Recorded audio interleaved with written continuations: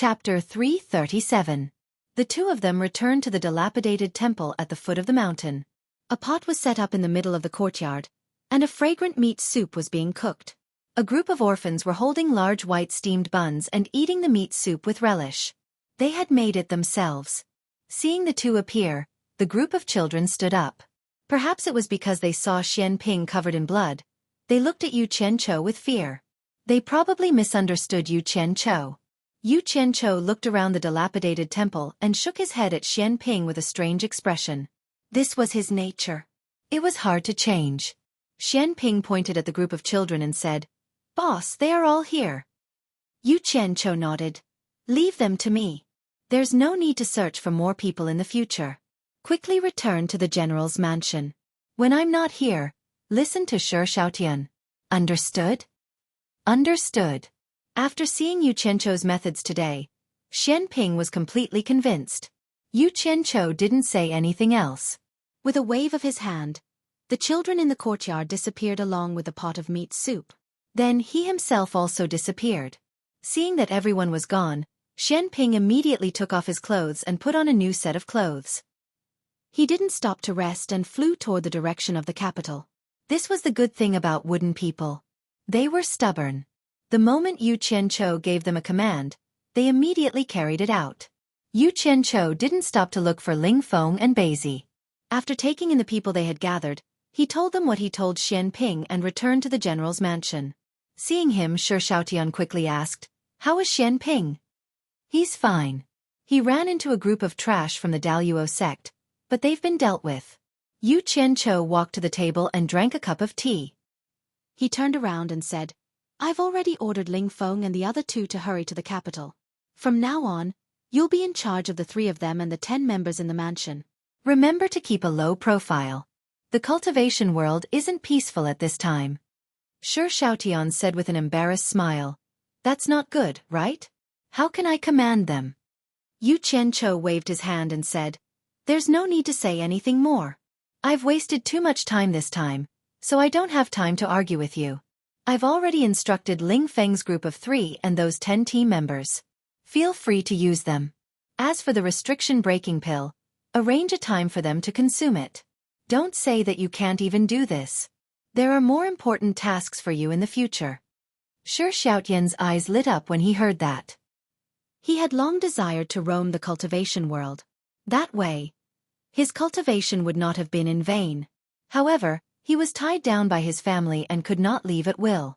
He nodded repeatedly and said, "Boss, don't worry, I understand. Let's not talk about this anymore. Your father is probably waiting anxiously for a long time. I still have to go to your father's place." As soon as Yu Qianchou finished speaking, he disappeared again, leaving Xueqi looking forward to how he would make his way in the cultivation world in the future.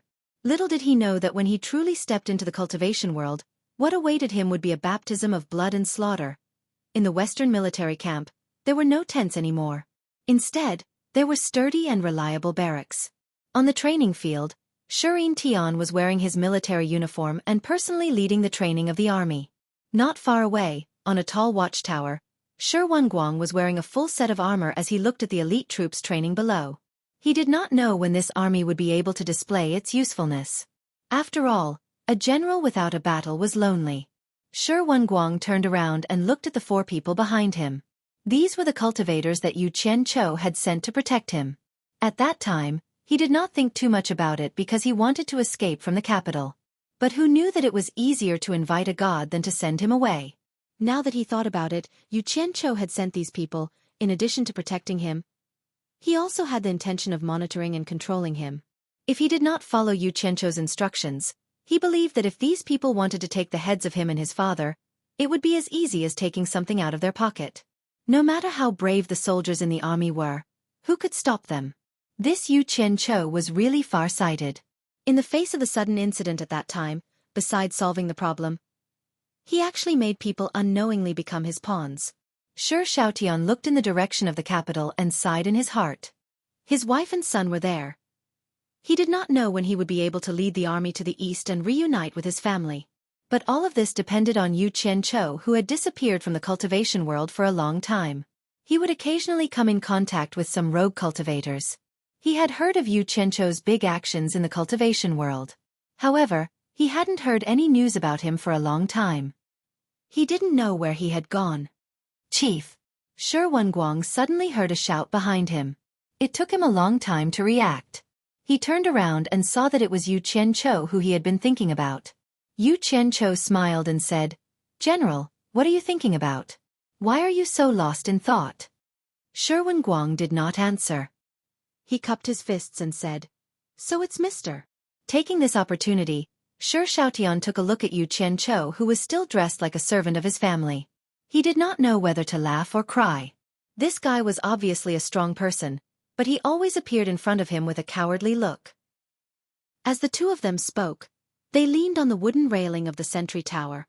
As far as their eyes could see, there were no clouds in the blue sky, and the sun was shining brightly. On the vast land, thousands of soldiers and horses were moving in an orderly manner. It was a magnificent sight. Looking at the extraordinary martial arts practice below, Yu Qianzhou sighed, "General is really good at leading troops. I believe that General is already prepared to lead the army to the east." A trace of joy flashed in Shi Wenguang's eyes.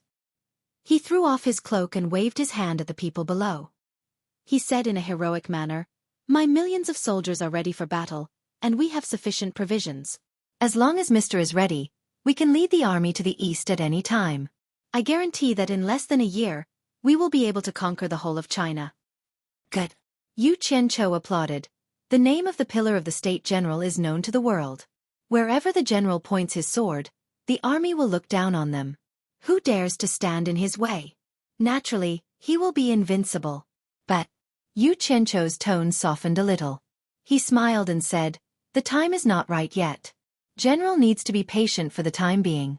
But don't worry, General. The day will not be too far away."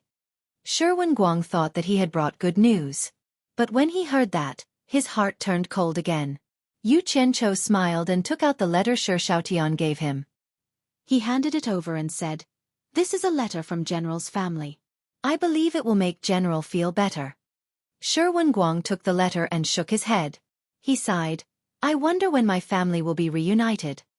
Although he said that, he knew that his family was also in Yu Qianzhou's hands. He had no choice but to listen to him. "I almost forgot to tell General a piece of good news. I believe Madam has mentioned it in her letter. But I still want to congratulate General in advance." Yu Qianzhou smiled. "General's eldest daughter-in-law is pregnant. General will be a grandfather soon." "Really?" Shi Wenguang was overjoyed. He immediately found the letter from his wife and read it carefully. Yu Qianzhou did not disturb him. He waved to a few of his men and they went down the watchtower together. Shi Wenguang read the news that he was going to be a grandfather in the letter. He was overjoyed. But when he saw the date at the end of the letter, he was stunned. Wasn't this letter written today? How did it get here within 6 hours? From the capital city to here, it was such a long distance. He immediately thought of Yu Qianzhou's supernatural power. He couldn't help but gasp. When he came back to his senses, he looked around and saw the 4 bodyguards climbing up again. One of them bowed and said, "General, our leader has some matters to attend to and has to leave first. He asked us to bid farewell on his behalf." Shi Wenguang waved his hand in a daze. He thought, "It's over. My grandson is going to fall into that guy's hands again." Chapter 338. Within the twilight valley of the Fei region, a strange yet majestic blue flame was blazing. Yu Qianzhou, who had left the western barracks, had returned here. This was for no other reason than that he had used up most of the blue fire elemental essence in his body. He needed to replenish it so that he could defend himself if something unexpected happened. Looking up at the azure flames, Yu Qianzhou walked up to them. Stretching out his palm, he circulated the star flame fire art, and dense azure fire elemental energy flowed into his hand. As he was happily absorbing, an angry roar suddenly rang out in his mind. "Fire thief, it's you again!" Startled, Yu Qianzhou looked down into the eye of fire. This voice seemed to belong to the Fey child underground who was not afraid of fire. In his days, a force cut off his absorption of the fire elemental energy. Needless to say, it was the little Fey down below. Yu Qianzhou raised an eyebrow and coldly snorted, "Little Fey, I'll let you steal it." Without another word, he bent his body and leaped into the azure flames. His limbs spread out as he floated in the flames. The star flame fire art madly circulated, and the fire elemental energy continuously flowed into his body. What a shameless fire thief! Hurry up and stop! The child's voice in his mind immediately began to curse. Unfortunately, it didn't seem to know much about cursing and only repeated the same few words. How could such words pierce through Yu Qianqiu's skin? Yu Qianqiu didn't even blink as he continued to absorb. He concluded that the person down below couldn't come out, or else they wouldn't just be talking. The child's voice seemed to grow weaker and weaker until it was pleading. "Kind fire thief, I beg you, please don't absorb anymore. If you do, it will be very difficult for my little brothers and sisters to wake up." In the end, the voice slowly faded away. Yu Qianqiu didn't care about the life or death of the Fae. He inhaled until he was full and floated back to the shore. As soon as he withdrew the fire art, 2 azure flames flickered in his eyes. His entire body was filled with vigor, and he stretched comfortably before suddenly disappearing from the spot. When Xiao Chen reappeared, he was already at the sea 50 kilometers away from the fiendish ghost domain. He looked around but did not find anything strange. The long sword on Yu Qianqiu's back popped out. He jumped onto the flying sword and flew out from the craggy rocks towards the southern sea purple bamboo forest. He did not know what Bai Chongqun wanted him to do and how long it would take. Therefore, he took the risk of delaying some time and went back to deal with his personal affairs first. Otherwise, he would never be able to calm down. The vast South Sea was boundless. Birds flew in the sky, blue waves surged to the heavens, and occasionally, whales and sharks showed their backs. Riding on a flying sword, riding on the sea breeze, the blazing sun like fire, the rolling waves of the blue sea, sleeping during the day and rising at night, the bright moon attracting the stars. Yu Qianqiu flew alone above the vast sea for 2 days and nights. He estimated that he was about to reach the location Bai Chongqun had mentioned, but he still didn't see that bullshit southern sea purple bamboo forest. He couldn't help but feel a little confused. "Don't play with me." Old Man Bai wasn't that humorous. Standing on the flying sword, he looked around with his hand on his forehead like Monkey Sunday. He didn't even see a small island.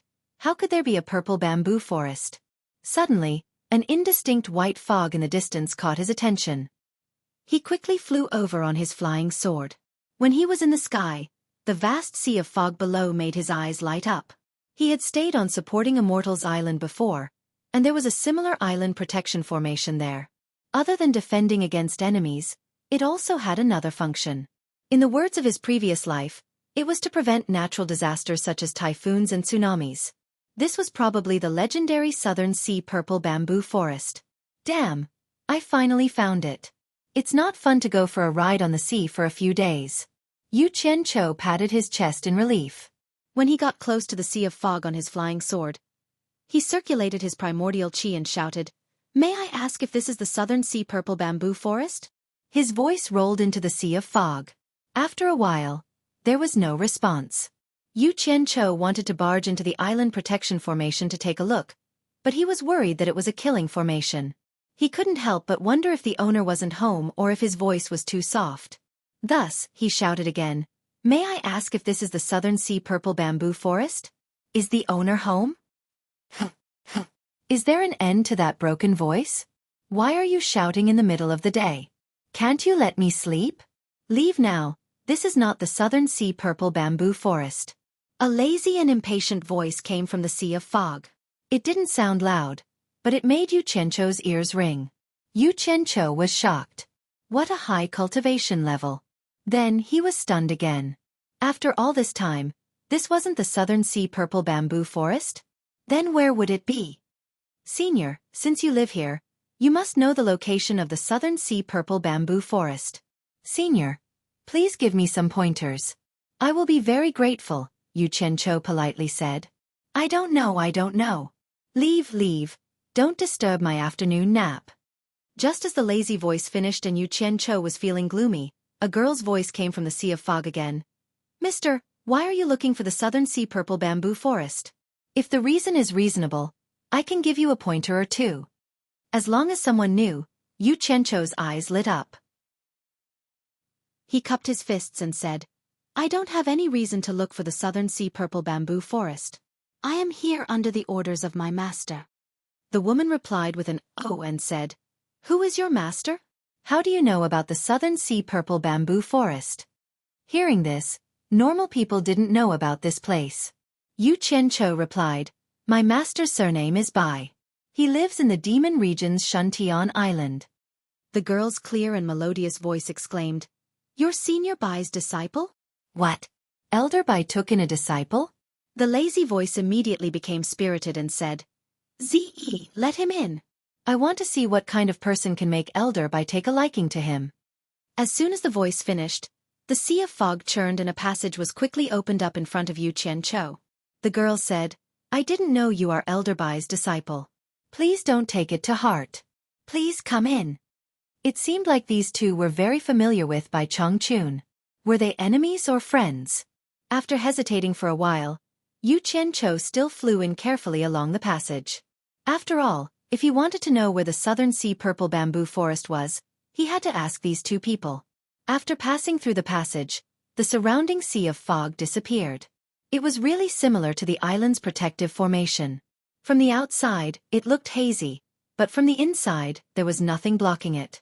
Yu Qianqiu put away his flying sword and landed on the ground. A girl in purple was already waiting at the side. Yu Qianqiu only took a glance and was immediately attracted. Her beautiful hair was unrestrained, and her face was beautiful, quiet, and dignified. She had a pair of big eyes that were filled with intelligence, and her skin was fair. Coupled with her purple dress, she seemed to have an extraordinary temperament. A simple purple ribbon was tied around her waist, outlining her graceful figure. It was the first time they met, so it wasn't good to be too lecherous. He had to leave a good impression on the beauty. Yu Qianqiu forced himself to look elsewhere. It was fine if he didn't look, but the moment he looked, his face darkened.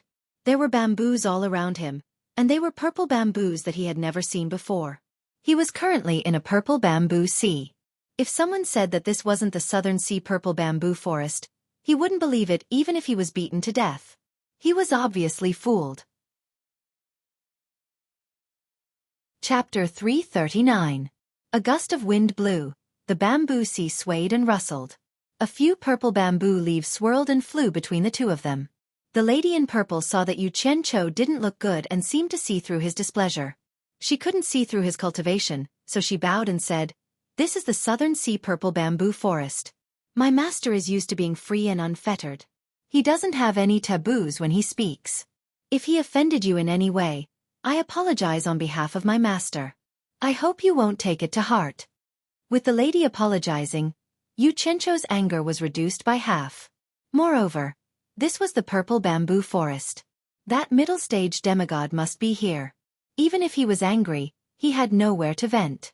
He remembered that Bai Chongqun said that Master Nongzhu had a female disciple. This must be the lady in front of him. He shook his head and smiled bitterly. Since this is the Southern Sea Purple Bamboo Forest, you must be Master Nongzhu's disciple. The one who spoke before was Master Nongzhu. Yes, Elder Bai must have mentioned it. The lady in purple smiled. My name is Zi. May I know your name? Zi. Yu Qianqiu sized her up and said with cupped hands, Mrs. dressed in purple, you are indeed as beautiful as your name suggests. I am Yu Qianqiu. You are Yu Qianqiu? Zi suddenly asked. Yu Qianqiu was startled and said, Lady Zi, have you heard of me? Zi shook her head slightly and said, I think I've heard my master mention this name before, but that person's reputation in the cultivation world isn't that great. He must have the same name as Mr. Why would Elder Bai accept such a notorious person as a disciple? She then raised her hand to lead the way and said, My master is at the Zhulang Paradise. Please follow me, Mr. She then walked gracefully and led the way. Yu Qianqiu followed behind with a face full of suspicion. He thought to himself, Is there anyone else called Yu Qianqiu in the cultivation world other than me? F***ck. How could such an eccentric name have the same name and a bad reputation? No, if I have the chance, I must get rid of this person, lest he ruin my reputation, especially in front of a beauty. Within the bamboo forest, there was a 1-meter-wide path that seemed to be paved with cobblestones. The winding path led deep into the bamboo forest. Walking on the small path, the bamboo forest on both sides was so dense that it was almost impossible to see the sun. Occasionally, The sunlight would shine on the thick layer of bamboo leaves, giving off a special feeling. As Ze walked past, the scattered purple bamboo leaves on the path automatically drifted into the bamboo forest on both sides. Seeing such a strange scene for the first time, Yu Qianqiu could not help but look around. The purple bamboo was indeed beautiful. Some were slender, some were noble, and some were like the belly of a Buddha. They were probably rare species, and he had to find a chance to transplant some of them to Utopia. Just as he was thinking this, he passed through the bamboo forest. Suddenly, a courtyard appeared in the depths of the bamboo forest. It was purple in color, and was made from purple bamboo. Several houses were connected to each other, and there were even a few bamboo pavilions in between. The layout was very elegant. There was a purple bamboo fence outside, and on the porch archway that was connected to the small path, there was a plaque that was so purple that it was almost black. On it was written, "Bamboo Paradise." This plaque was most likely made from an old piece of purple bamboo that had been cut in half. In the bamboo courtyard, there was a faint purple aura lingering around. It looked like a paradise on earth. Some unknown birds were leisurely jumping around inside, and they were not afraid even if people came. Yu Qianqiu suddenly noticed a middle-aged man leaning lazily at the entrance of the main house, looking at him curiously with a burning gaze. Yu Qianqiu also looked at him. His first impression could only be described with one word, and that was handsome. Although he looked middle-aged, he was definitely a handsome man. He was tall, neither fat nor thin, just right. He was dressed like a scholar, and there was a purplish-black bamboo flute hanging on his waist. His hair was tied up on top of his head, and his hair was black and shiny. His starry eyes were bright, and his sword-like eyebrows made him look even more heroic. The bridge of his nose was tall and straight, and his cheeks were thin. His slightly thin lips formed a slight smile, and there were 2 dimples on both sides of his cheeks. His face showed a sense of vicissitudes, and it was a pity that it was destroyed by the laziness that he emitted. However, there was no doubt about the special charm of this kind of man. In addition to his outstanding appearance, he was definitely a handsome man. He was a super handsome man, and not a beautiful man. He was the kind of man that even men had to admit was handsome. Yu Qianqiu felt a wave of sadness in his heart. There was actually such a handsome man in this world. How could other men live? This kind of man was a scourge if he went out. He was the kind that specialized in scourging women and young girls. Women would probably fall in love with him once they saw him. A scourge. A big scourge. However, his cultivation was so high that it was frightening. It really made one speechless. Ze raised her hand and pointed. "This is my master." Yu Qianqiu took 2 steps forward and bowed respectfully. "Junior Yu Qianqiu greets Mr. Nongzhu." "Don't be so polite." Nongzhu waved her hand casually, and her face released a charming lazy smile. However, the smile froze immediately. She was stunned and asked, "What did you say your name was?" Yu Qianqiu scratched his head and bowed again. "My name is Yu Qianqiu." "Your name is Yu Qianqiu?" Nongzhu's eyes lit up. She left the doorframe and walked a few steps down. She circled around Yu Qianqiu and asked, "There is also a man named Yu Qianqiu in the cultivation world." Yu Qianqiu betrayed his master twice and made a lot of noise in the cultivation world. It is said that he also practiced a set of fire spells. It can be said that he is quite famous, and the cultivation world calls him the scum of the cultivation world. I have secretly looked for him several times, but he is so elusive that even I have not seen him. Do you know him? The more Yu Qianqiu listened, the darker his face became. It turned out that the Yu Qianqiu with a bad reputation that Ze mentioned was him, and the person that he wanted to find a chance to get rid of was also him. Damn it! Could it be that my reputation is really so bad that it spread all the way here? Yu Qianqiu's face twitched a little and replied, "I am afraid that the Yu Qianqiu that you mentioned is me." "You are Yu Qianqiu?" Ze shouted in surprise. When she looked at Yu Qianqiu again, the expression on her face seemed to be a little disdainful. Yu Qianqiu was speechless. It seemed that he had repeated his name several times. Why did it sound a little strange? Doesn't look like it. Nongzhu shook her head and looked at him carefully. She said, "You don't look like the legendary scum of the cultivation world. What's more, old Bai is used to being serious. It is impossible for him to accept that Yu Qianqiu as his disciple. What evidence do you have to prove that you are Yu Qianqiu?" Yu Qianqiu's neck thickened. Then he became discouraged and said dejectedly, I don't know how to prove it. Is it that important whether I am Yu Qianqiu or not? Of course it is important. Yu Qianqiu, whom I have been looking for everywhere, has come to me voluntarily. Of course, I have to verify your authenticity. Nongzhu pinched her chin and said, I have a few questions to test you. If you pass, you can prove that you are Yu Qianqiu. Yu Qianqiu felt dizzy. How could he meet such a person? He looked like a decent person. Was there something wrong with his brain? He wanted to find a place to bang his head against the wall. Nongzhu said seriously, Let me ask you, which teacher is Old Man Bai? The third, Yu Qianqiu replied weakly. Ziyi frowned, and her gaze towards Yu Qianqiu was filled with disgust. Yes, that's the right answer. Nongzhu nodded and asked, Which sect did you join first? Kuang-tsang. Well, that's right. Which sect did you join second? Fuxian Island. Well, not bad. After you joined the second sect, did you do anything wrong to the first sect? No. Well, that's not right. Didn't you kill the grandson of the first sect leader? I did. You didn't kill the grandson of the first sect leader? I did. That's right. The first sect leader was also killed by you, right? It said that there were a bunch of other sect members. I did. TSK.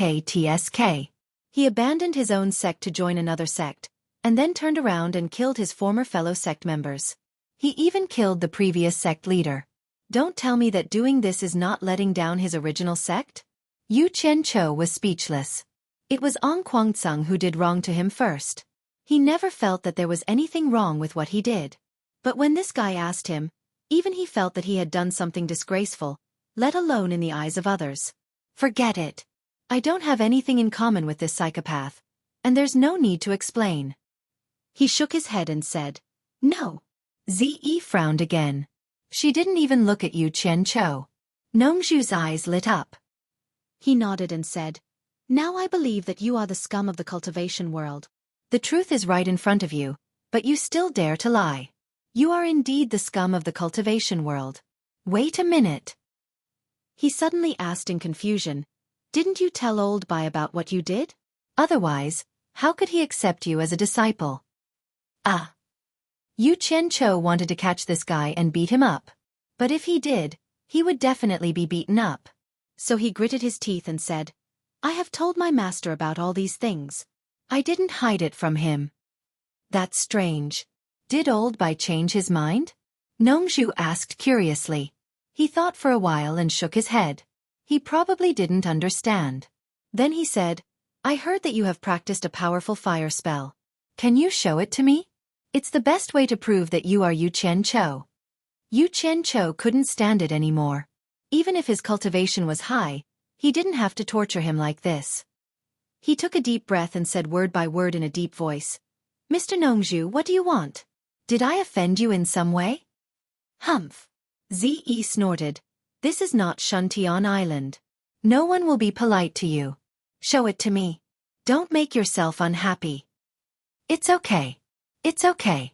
Ziyi, don't talk nonsense. Nongzhu tried to smooth things over. Yu Qianqiu, I don't mean anything. I just heard that you used the fire spell when you were in the core-bearing stage and scared away a cultivator in the crossing calamity stage. I'm really curious. I want to see what's so special about your fire spell. I really don't mean anything else. Why don't you show it to me? He had to lower his head when he was under someone else's roof. Yu Qianqiu's face turned livid. He said indifferently, Yes, sir. As soon as he finished speaking, he emitted a wang sound, and his entire body emitted a green flame, dyeing the surroundings into a green color. Chapter 340. The sudden appearance of the green light immediately frightened the birds in the courtyard and caused them to scatter in all directions. Yu Qianqiu silently stood in the middle of the fire with his sword behind his back, allowing the green flames around him to wantonly spew out. He himself was like the source of the burning fire, like a dream or an illusion. This scene seemed a bit unreal. Nongzhu and Ziyi were shocked at first, but then they realized something was wrong. The fire on Yu Qianqiu looked strange and fierce, but they could not feel any warmth. After a moment of silence, Ziyi said coldly, What overbearing fire spell? It looks weak. I think it's just an illusion. Yu Qianqiu turned his head slowly, and his emotionless eyes met Ziyi's. Ziyi's heart skipped a beat. His eyes were so cold. She didn't know that Yu Qianqiu felt that he had been humiliated time and time again, and that he had already reached the critical point of exploding. He really wanted to let her know whether his stellar flame fire technique was just an empty shell. He was so angry that he needed to let it out. Hey, I heard that the fire you use with your fire art is red. Why is it green? Nongzhu frowned and said, Yu Qianqiu, did you not use your most powerful fire spell? Don't hide it. Show me what you're good at. I want to see that. The green fire was stirred. Yu Qianqiu said slowly, It's not that I want to hide it, but I'm afraid that if I use it, your purple bamboo forest will be destroyed. Nongzhu looked around the purple bamboo forest, and then looked at Yu Qianqiu seriously. She suddenly said strangely, Hee hee. Strange, I can't see through your cultivation. You can't be more powerful than me, can you? He just noticed it now. Ziyi snorted. His cultivation can't be higher than Master's.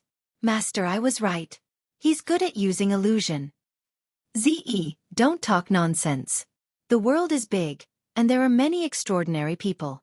Old Man Bai is proud and arrogant, and his cultivation base is even higher. There must be a reason why he chose him. After reprimanding her disciple, Nongzhu smiled at Yu Qianqiu and said, As long as I'm here, I can protect this purple bamboo forest. Yu Qianqiu, don't worry about using your fire spell. I really want to see it. As a cultivator at the middle stage of Huashan, her words were full of confidence. Yu Qianqiu nodded his head slightly, indicating that he would obey the order. He thought to himself, I must burn this entire purple bamboo forest today, or else I will never be able to vent my anger. Seeing that Yu Qianqiu agreed, Nongzhu's eyes brightened. She retreated with Ziyi and watched Yu Qianqiu's actions. Yu Qianqiu didn't do much. He simply clenched his fists, his knuckles cracking, and he exhaled. However, the azure flames on the surface of his body began to fluctuate restlessly. A wave of scorching heat suddenly spread out. Yu Qianqiu did not say anything and rapidly pushed the temperature to the highest. Today, he vowed to let this master and disciple know how powerful he was. Starting from his feet, the ground was scorched black, and it continued to expand. The sudden appearance and rapid change of the temperature caused Nongzhu's pupils to constrict. As if remembering something, she exclaimed, Twilight Valley's blue flame, it's blue flame. No, it's even more tyrannical than the blue flame. It seemed that he also knew about the demon ghost realm's blue flame. The moment such tyrannical heat appeared, the first to bear the brunt of it were naturally Nongzhu and Ziyi. Ziyi quickly circulated her energy to resist, and a ring of light rapidly formed around her. This was her stellar energy barrier. Normally, for a stellar energy barrier to appear in the form of a ring of light signified that the person's cultivation had reached the final stages of the tribulation. However, the blue flame's heat was far too tyrannical, and Yu Qianqiu was deliberately giving them a hard time. One could easily imagine just how terrifying the temperature was. Ziyi's serene face revealed an expression of fear. Her stellar energy barrier wavered as if it was about to be destroyed by the invisible heat, but she continued to use all her cultivation and clench her teeth to resist. Nongzhu immediately realized that something was wrong with her disciple and harshly yelled, Ziyi, quickly retreat. This flame is not something you can endure with your cultivation. Ziyi glanced at Yu Qianqiu with a complicated expression. Biting her lips, she obeyed her master's orders and teleported far away into the purple bamboo forest. All of this happened in the blink of an eye. Brat, it seems that you really do want to burn down my purple bamboo forest. Fine, let me have a taste of your star flame fire art. Nongzhu said in high spirits, and her face was full of excitement. It seemed that she was the kind of person who had been lonely for a long time and was looking for a fight. However, it seemed a little too much for a middle stage of Huashan realm cultivator to fight an early stage of Yuanying realm cultivator. The purple-black flute on Nongzhu's waist appeared in her hand. She held it horizontally to her lips, and her slender fingers quickly flicked and pressed down, creating a series of finger shadows. Di li li. The clear sound of the flute was like the sound of nature. Just listening to the sound, it seemed to be refreshing. The blue flame on Yu Qianqiu's body fluctuated along with the sound of the flute, but with a cold hum, the fire of the blue flame suddenly increased. The spreading blackness on the ground bypassed Nongzhu and quickly attacked the surrounding buildings. Just now, he used the high temperature to force Ze to retreat, but the high temperature that he controlled could not get close to Nongzhu. Therefore, he controlled the strong heat to attack the surroundings and no longer fought against Nongzhu. He wanted to see how Nongzhu could protect the purple bamboo forest. Nongzhu, who was playing the flute, showed a faint smile on her face. The sound of the flute suddenly changed and became melodious. Yu Qianqiu, who was surrounded by the blue flame, slightly squinted his eyes. He saw that the sound of the flute in Nongzhu's hand actually spread out in a kind of almost tangible sound wave. It could be seen with the naked eye, and quickly formed a transparent ball in a certain range, blocking the invasion of the high temperature to the buildings and wrapping the two people in it. Yu Qianqiu tried his best to drive the flute, but the strong heat that used to be invincible in the past could not break the sound barrier. Don't steam the steamed buns. Fight for your dignity. Yu Qianqiu clenched his fists and made a cracking sound. He straightened his chest and waved his arms, saying, "Ah!" Boom! The blue flame suddenly burst out. He no longer fought against Nongzhu with the high temperature, but wanted to directly break the sound barrier with the fierce blue flame. In an instant, the transparent ball formed by the sound barrier was suddenly filled with the blue flame. Looking from the outside, it was like a blue ball with a diameter of dozens of meters emitting blue light. Ze, who was in the purple bamboo forest, witnessed all of this and her beautiful face turned pale. The high temperature just now still made her feel a lingering fear. If she was engulfed by this fierce green flame, she really didn't know if she would be able to endure it. In fact, her concern was unnecessary. If she really fought with Yu Qianqiu's cultivation, it would be very difficult for him to hurt her, no matter how strong the blue flame was. She couldn't just stand there and let Yu Qianqiu burn her with fire. The strong blue flame could not break the sound barrier. On the contrary, Nongzhu was still playing the flute with a smile on her face. When the flame was 1 meter away from him, it was difficult for it to move an inch. Yu Qianqiu knew that he was already giving it his all.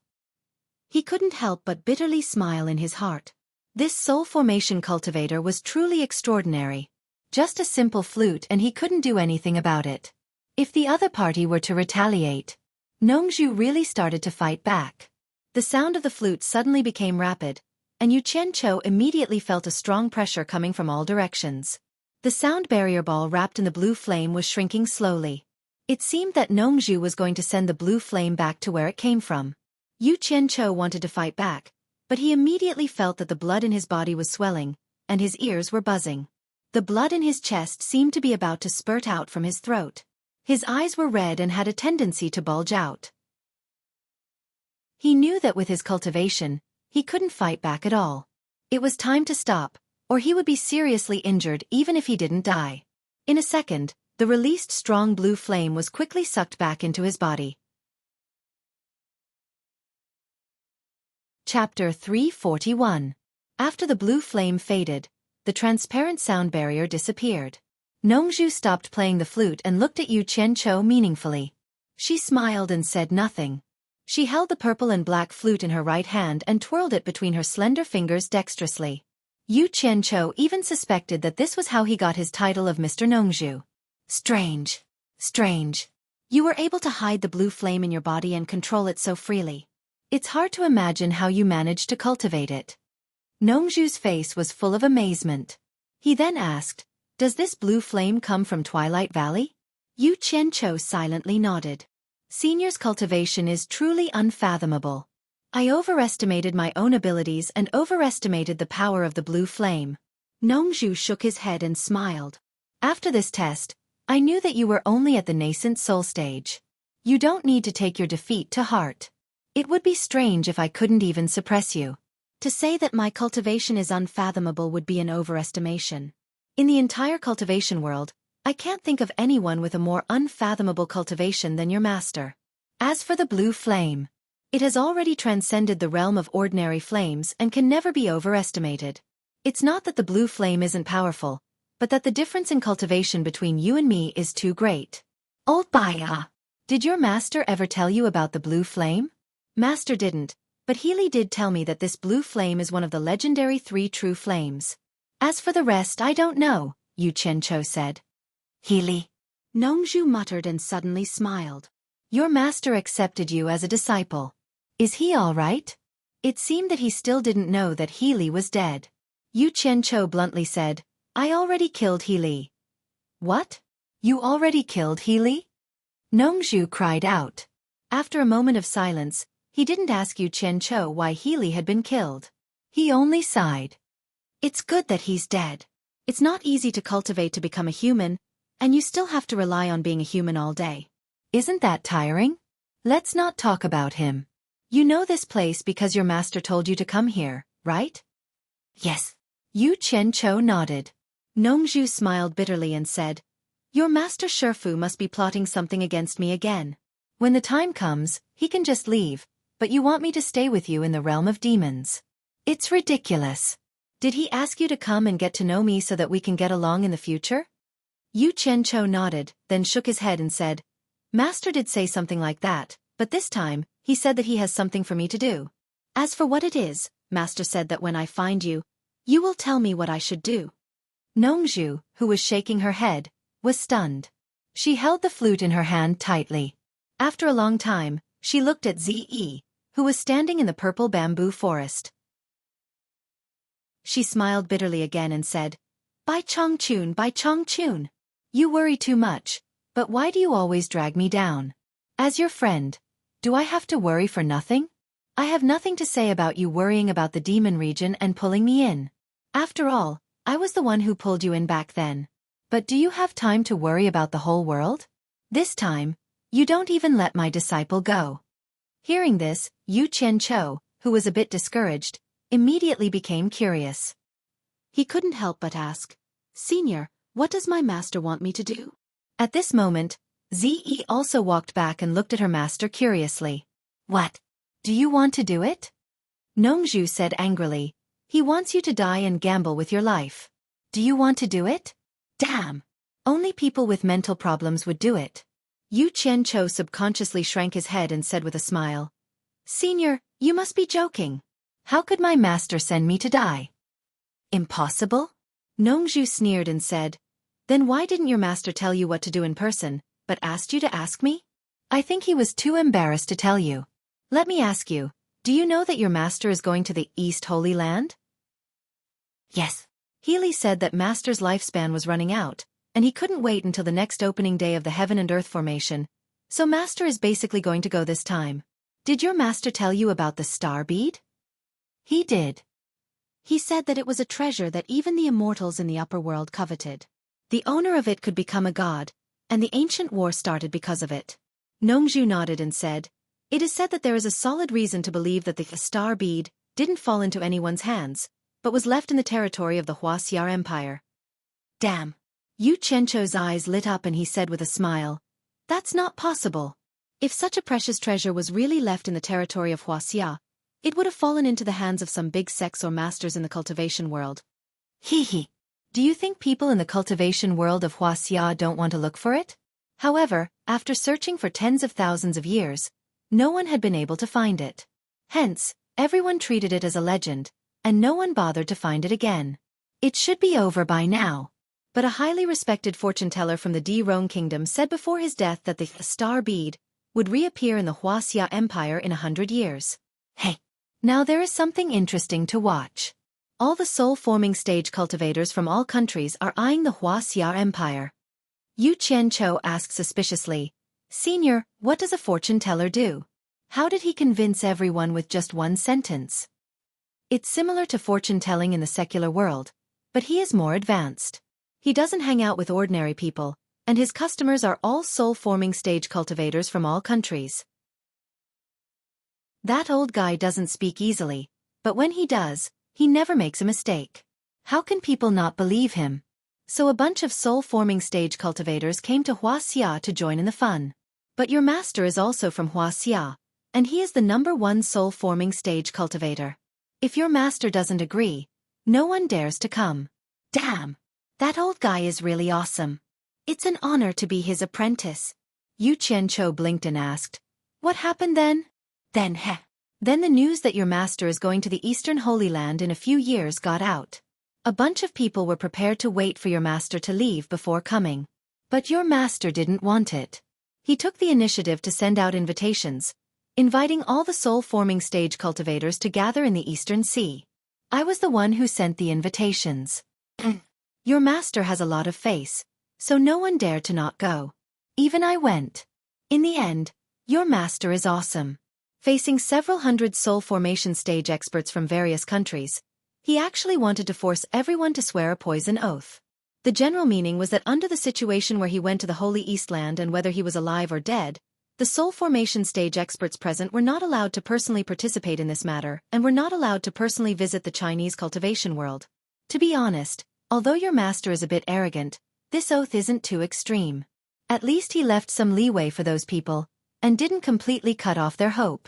But with so many people present, your master is going against everyone alone. So naturally there are people who aren't afraid of him. They've started fighting? Yu Qianqiu asked excitedly. Just imagine a person facing all the top experts in the world. Just this courage alone is enough to make people's blood boil. Ziyi, who was at the side, also had a strange look in her eyes. Hehe. When it comes to fighting, I've never seen your master afraid of anyone. Back then, before your master took over the demon ghost region, when he was still in the early stage of soul-forming stage, he dared to look for experts all over the world to challenge, and beat some early-stage soul-forming stage cultivators until they were speechless. In the end, I thought of some ways to restrict your master to the demon ghost region, and your master became the world's #1 expert through fighting. Sigh. In the sky above the Eastern Sea, Old Man Bai immediately killed 3 people because of a disagreement. What a good temper. Ziyi suddenly asked, Master, what were the cultivation levels of the 3 soul-forming stage cultivators that Old Man Bai killed? Do ordinary early-stage soul-forming stage cultivators have the guts to do that? Nongzhu asked in reply, and continued with a bitter smile. Later, some soul-forming stage cultivators thought your master was too arrogant, so 16 soul-forming stage cultivators joined forces to fight your master, including 2 early-stage soul-forming stage cultivators. Wah! In that battle, I finally understood what it meant to be the #1 expert in the world. With a flip of his hand, he could summon clouds and rain. With a flip of his hand, he could control ice, wind, fire, and water. He could move mountains and drain seas. Even the thunderbolts in the sky were casually turned into heavenly swords by him. It was as if there was nothing in this world that he couldn't borrow. He killed all 16 deity transformation cultivators. Even now when I think of that scene, my heart still palpitates with fear. In the end, the rest of them didn't dare to cause trouble, and were all forced to swear an oath. Tell me, is your master still human? With such a terrifying cultivation level, how could he still stay in the cultivation world and not ascend to immortality? Chapter 342. Ziyi's eyes became confused when she heard these shocking words. She seemed to be imagining the scene of the fierce battle. Yu Qianqiu was shocked and excited, but he didn't think it was strange. Bai Chongqun once told him that he had even killed immortals in the upper world, so it was normal for him to have no opponents in the cultivation world. Although those people were forced to make a poison oath, they didn't give up. The poison oath said that they couldn't intervene in person, but it didn't say that they couldn't let others intervene on their behalf. Therefore, the masters of the soul formation stage from various countries sent their disciples or subordinates to Huaxia. However, in the eyes of the Huaxia cultivation world, they were the orthodox cultivation world, and everyone was responsible for defending and protecting their own land. A group of foreign cultivators had no choice but to join forces to gain a foothold in the Huaxia cultivation world. So they found the father and son of the Yan family, who were attacked by the righteous and evil sects. The father and son of the Yan family were in danger, so they were happy to have help from a group of strong cultivators.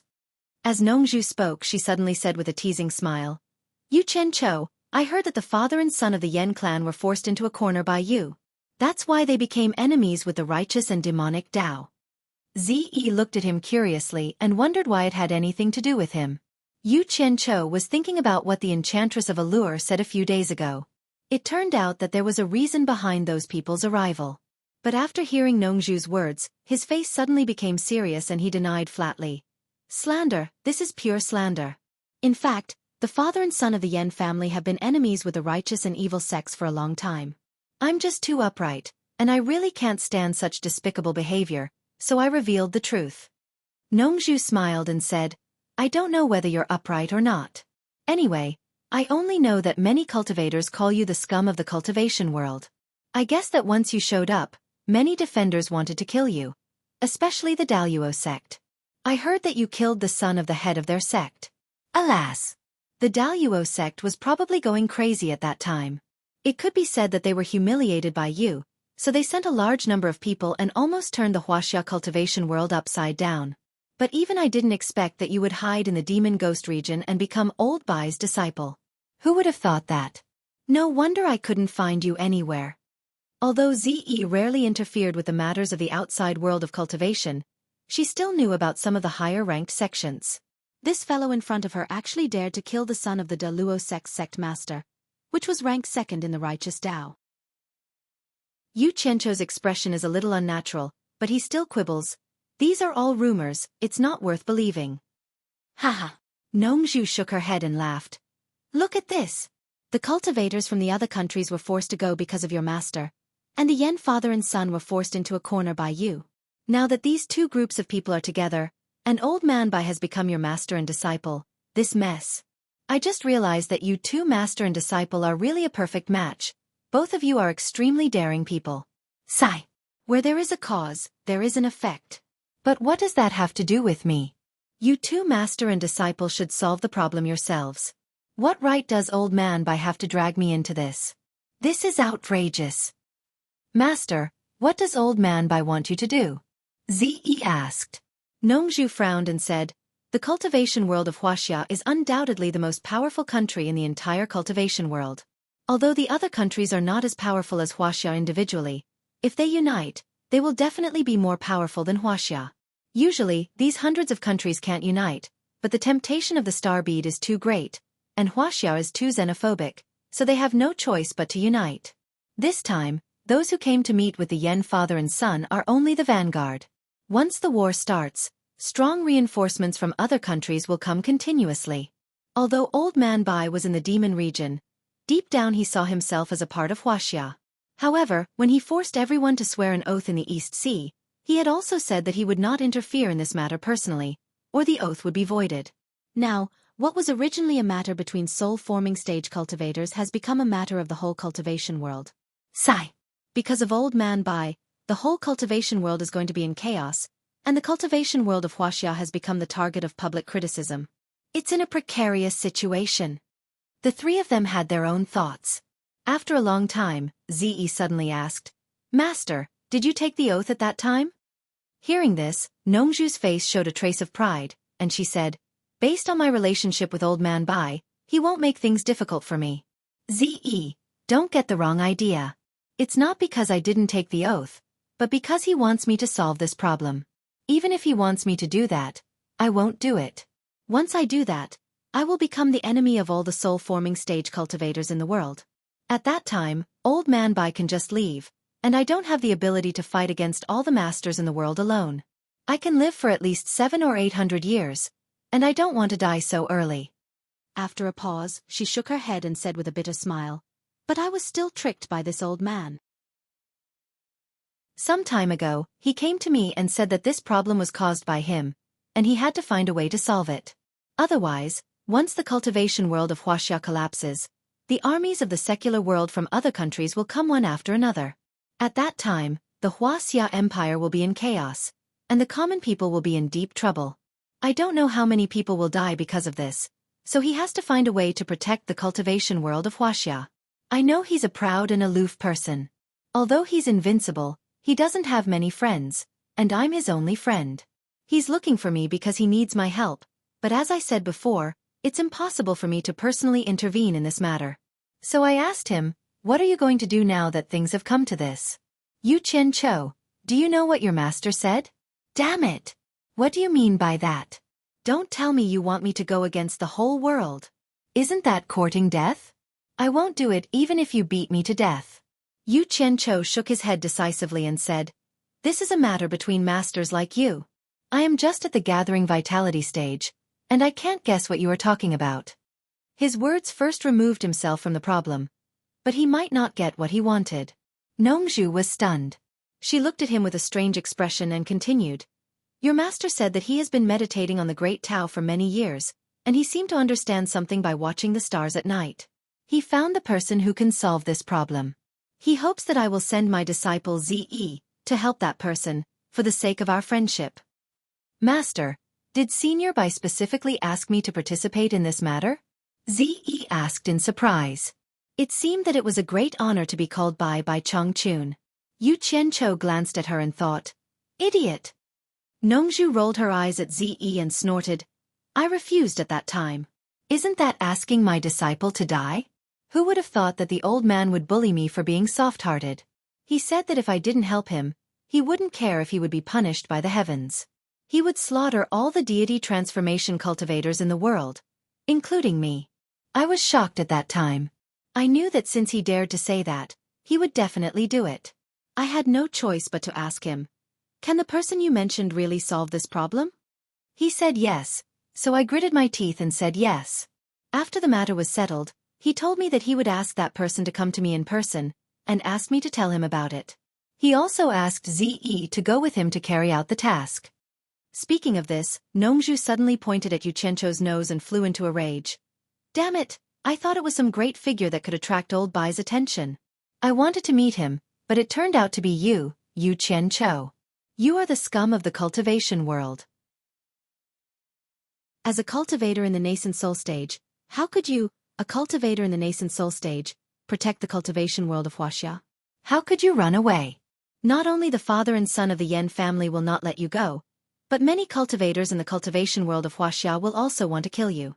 How could you protect them? It's good enough that you can protect yourself. Asking you to take my disciple out, isn't that a gamble with your life? I finally understand now. Old Bai was afraid that you would die too quickly, so he took my disciple out to be your bodyguard, old bastard. It was probably because he was angry that a handsome old man like him was spouting vulgarities. Chapter 343. Go ahead. Go ahead. I don't want to do that glorious and great thing. If I have to sacrifice, I have to make it worthwhile, right? Do you want me to shed my blood for the world? I have nothing better to do. What does the world have to do with me? Who would do something without benefits? Yu Qianqiu murmured to himself. He lowered his head and let him scold him. However, there was one thing that he also understood. It seemed that this guy knew who he was the moment he heard his name. He was beating around the bush to tease him. In Ziyi's strange eyes, Nongzhu seemed to find that she had lost the demeanor of a master. She said to Yu Qianqiu embarrassedly, "Tell me what you think. I can see that you don't want to go either. As long as you refuse, I don't think old Bai has anything to say. Then, this matter will naturally be settled." "Forget it. You don't dare to stand up for me. Do you think I'm an idiot? Old Bai is like a butcher when he gets angry. I'm just a promising young man. I can't even stand a chance against him." Yu Qianqiu coughed and sternly said, "Since it's an order from my master, how can I not obey as his disciple? I can't do such a thing. Yu Qianqiu is willing to sacrifice my life to relieve master's worries, even if I die 10,000 times." His expression showed that he was resolute to die. His righteous words made Ziyi's disdainful look disappear. A woman's heart was like a needle at the bottom of the ocean. It was hard to understand. Nongzhu winked and twitched her face. She said, "Hee hee. What a filial disciple. I think the dead headmaster Ong Guangcang will be so angry that he will come back to life after hearing your words." Yu Qianqiu turned a deaf ear to these mocking words and acted as if he hadn't heard them at all. Instead, he said, "Senior, I believe that my master has other arrangements. He wouldn't let me and Lady Ze go into danger alone." In fact, he felt that the name Nongzhu was not a good one. Usually, when he called a senior, he would add the honorific surname in front of the word. For example, Senior Zhang, Senior Liu, and so on. As for Nongzhu, if you give him an honorific surname, he will become Senior Nongzhu. Senior Nong? Yu Qianqiu couldn't bring himself to call him that, so he just called him Senior. Old Man Bai has other arrangements? Nongzhu's eyes lit up and she asked suspiciously, "How do you know? Did he tell you something?" "I didn't say anything, but think about it, Senior." Yu Qianqiu explained, "Although it's not convenient for my master to do it, I can ask someone else to do it. As the torture master of the realm of demons and ghosts, He has thousands of demons and ghosts under his command. Just the ones at the final stage of crossing the heavenly tribulation are frightening. If my master can let me bring them out, I'm confident that I can defeat them no matter how many cultivators from different countries come. Nongzhu looked him up and down and said disdainfully, "What kind of sweet dream are you having? Was there something wrong with his brain? You're Bai Chongqun's disciple. How can you release the demons and ghosts in the realm of demons and ghosts at will? If your master had a choice, he would rather destroy the cultivation world of Huaxia than release a single demon or ghost. Does it matter? At worst, we can drive them back to the realm of demons and ghosts." Yu Qianqiu said disapprovingly. Nongzhu looked into the distance with confusion in her eyes, as if she recalled something from the past. After a pause, she shook her head and sighed. "You don't have to mention it again. Your master won't do it. It involves the oath made by the ancient god of war, demon monarch of swords, when he took over the realm of demons and ghosts." Zi asked curiously, "Master, do you know about it?" Nongzhu looked at her disciple and sighed. She said with a wry smile, "If it weren't for my laziness and unwillingness to bear the heavy responsibility, the realm of demons and ghosts of this generation would not be me, instead of old Bai. Speaking of it, I tricked old Bai and trapped him in the realm of demons and ghosts for more than 1,000 years. Otherwise, with his talent, he would have ascended to the immortal realm long ago, and the current situation would not have happened. Speaking of it, it has something to do with me. I'm the one who wronged him first." As he spoke, he looked at Yu Qianqiu and sighed. Forget it, forget it. Since you are determined to follow Master's orders, then I have nothing else to say. Just take it as I owed old man Bai back then. Today, I will return it to him." Yu Qianqiu had heard about this from Bai Chongqun. He knew that Nongzhu should have been the realm of demons and ghosts of this generation, but he didn't know what had happened during this period. Yu Qianqiu couldn't help but blame himself for talking too much when he saw that Nongzhu had agreed to the matter that she had opposed so firmly because of his words. Previously, Nongzhu had wanted him to stand up and refuse. Yu Qianqiu had said that he was righteous, but he had the same idea. He was eager for Nongzhu to stand up and refuse. But he had thought it through. It didn't matter. I'll do what I should do when I go out. I can't be so stupid as to hit a stone with an egg. Getting rich quietly was the way of the king. Yu Qianqiu, come with me. I have something to say to you. Nongzhu said hello to him and walked to the purple bamboo forest outside the courtyard. Yu Qianqiu was startled. What kind of words couldn't be said here? He looked at Zi, who had turned her face to the side. He immediately understood that Nongzhu wanted to have a private conversation with him and didn't want her disciple to hear it. He was a little curious, so he quickly followed her out.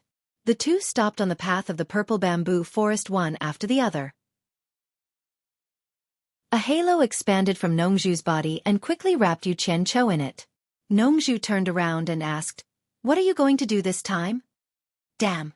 What's so mysterious that they even need to set up a bounded domain to prevent others from eavesdropping? Yu Qianqiu looked at the halo that surrounded them and said in surprise, "Senior, do you have any good ideas?" He had never thought of working hard, so he naturally couldn't tell her any plans.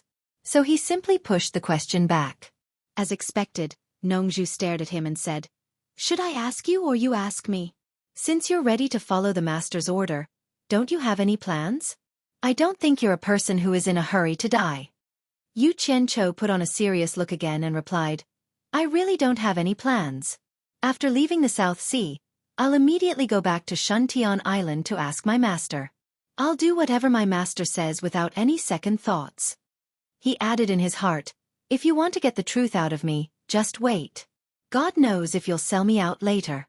You and Old Bai have been friends for more than 1,000 years, but I've only known you for a few days. Less than a day. Yu Qianqiu, don't play this game with me. In terms of cultivation, I'm not as good as your master, but in terms of judgment, haha, I'm not in the mood to cultivate. I've wandered in the secular world for 1,000 years, and I've seen all kinds of people. I can tell at a glance that you're not a good person. I'm afraid you're thinking in your heart that you'll do whatever you want to do when you go out. You're still trying to hide it from me." Nongzhu really saw through his thoughts at a glance. But so what if she saw through it? Yu Qianqiu was also a rogue in his previous life, so he was thick-skinned. What's more, even if others could guess what he was thinking, there was no evidence. Yu Qianqiu waved his hands and said, "No, no. You've wronged me. I'll never have that kind of thought even if you beat me to death. I've never had that kind of thought. Really, I've never had that kind of thought from the beginning to the end." He was very sincere. "You really haven't?" Nongzhu looked at him seriously and sneered. "Then swear to me now. If you've ever had such a thought, curse yourself to die a horrible death as soon as you leave the South Sea Purple Bamboo Forest. Swear now." "Swear to your grandma." Yu Qianqiu cursed in his heart. How could he swear to her?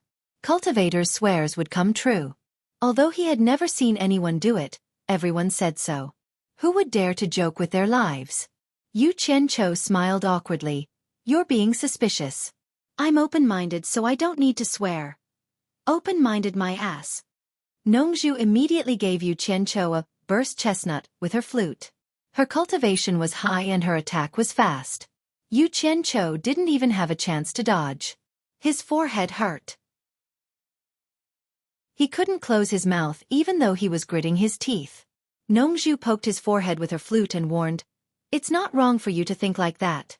You should do that when you go out. You can't do things that you know will lead to death. If you want to save the world, you have to protect your own life first. Otherwise, how can you save the world? Do you understand what I mean?" Yu Qianqiu covered his forehead and suddenly understood, but he still didn't want to leave any evidence in his words. He nodded repeatedly and said, "I won't forget your words. I will try my best to understand them." Nongzhu looked at him and kept shaking her head. She clicked her tongue and said, "It seems that I didn't misjudge you. You're really not a good guy. That's good. I'll be relieved to hand Ze over to you." Then she changed the topic and smiled sinisterly. "Ze can protect you when she goes out with you, but you can't let her be in danger. That girl is stubborn and easily stubborn. I warn you, even if you have to die in front of her. Otherwise, I will find you and turn you into ashes even if you have to go to heaven or hell. There's one thing I won't hide from you. Ze is my disciple, but she is actually my daughter. Your master also knows this. You'd better be smart when you encounter something outside." "Ah!" Yu Qianqiu was stunned and said in surprise, Who will protect who? That's for you to think about. Don't ask me." Nongzhu didn't care so much. She took the halo back into her body and gave him a fierce look. Then she walked straight back to Ze and told her something. Chapter 344. I told you to listen to him and protect his safety, but you still have to put your own safety first. If it's too dangerous, ahem. With the transfiguration transposition art that I taught you, it shouldn't be a problem for you to escape alone. Bastard! Bastard! As soon as Yu Qianqiu walked over, he heard Nongzhu teaching her disciple like this.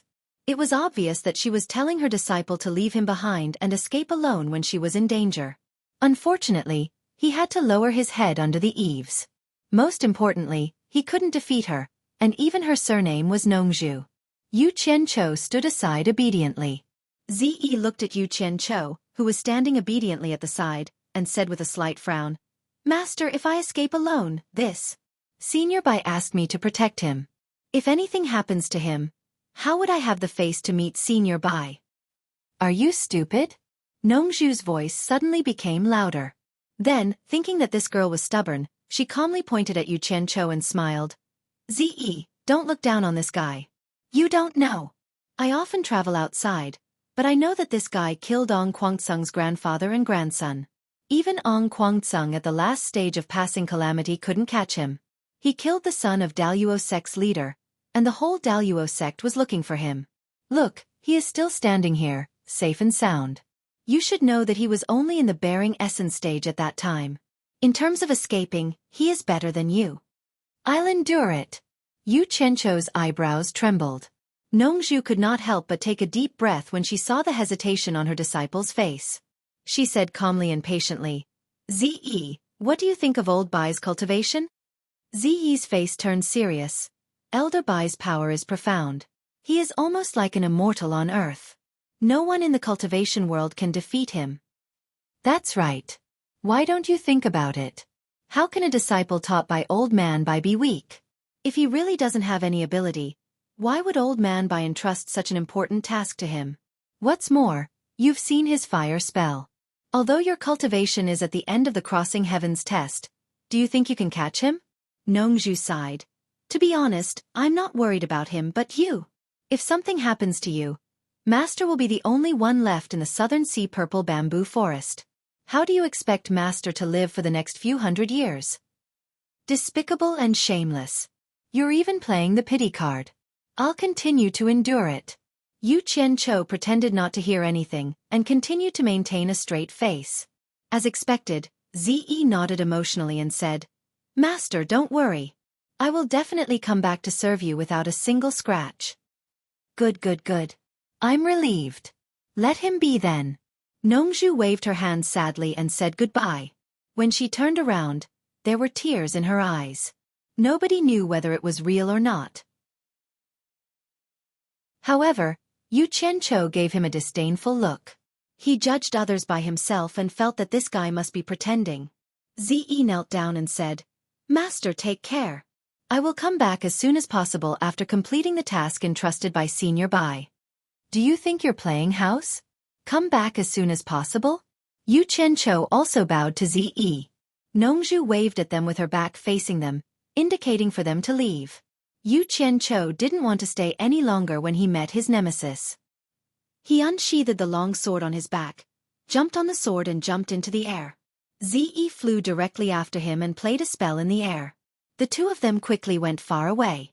Yu Qianqiu's mood instantly became much better when he saw the vast ocean again. Who knew that Nongzhu's voice would suddenly resound in his ears?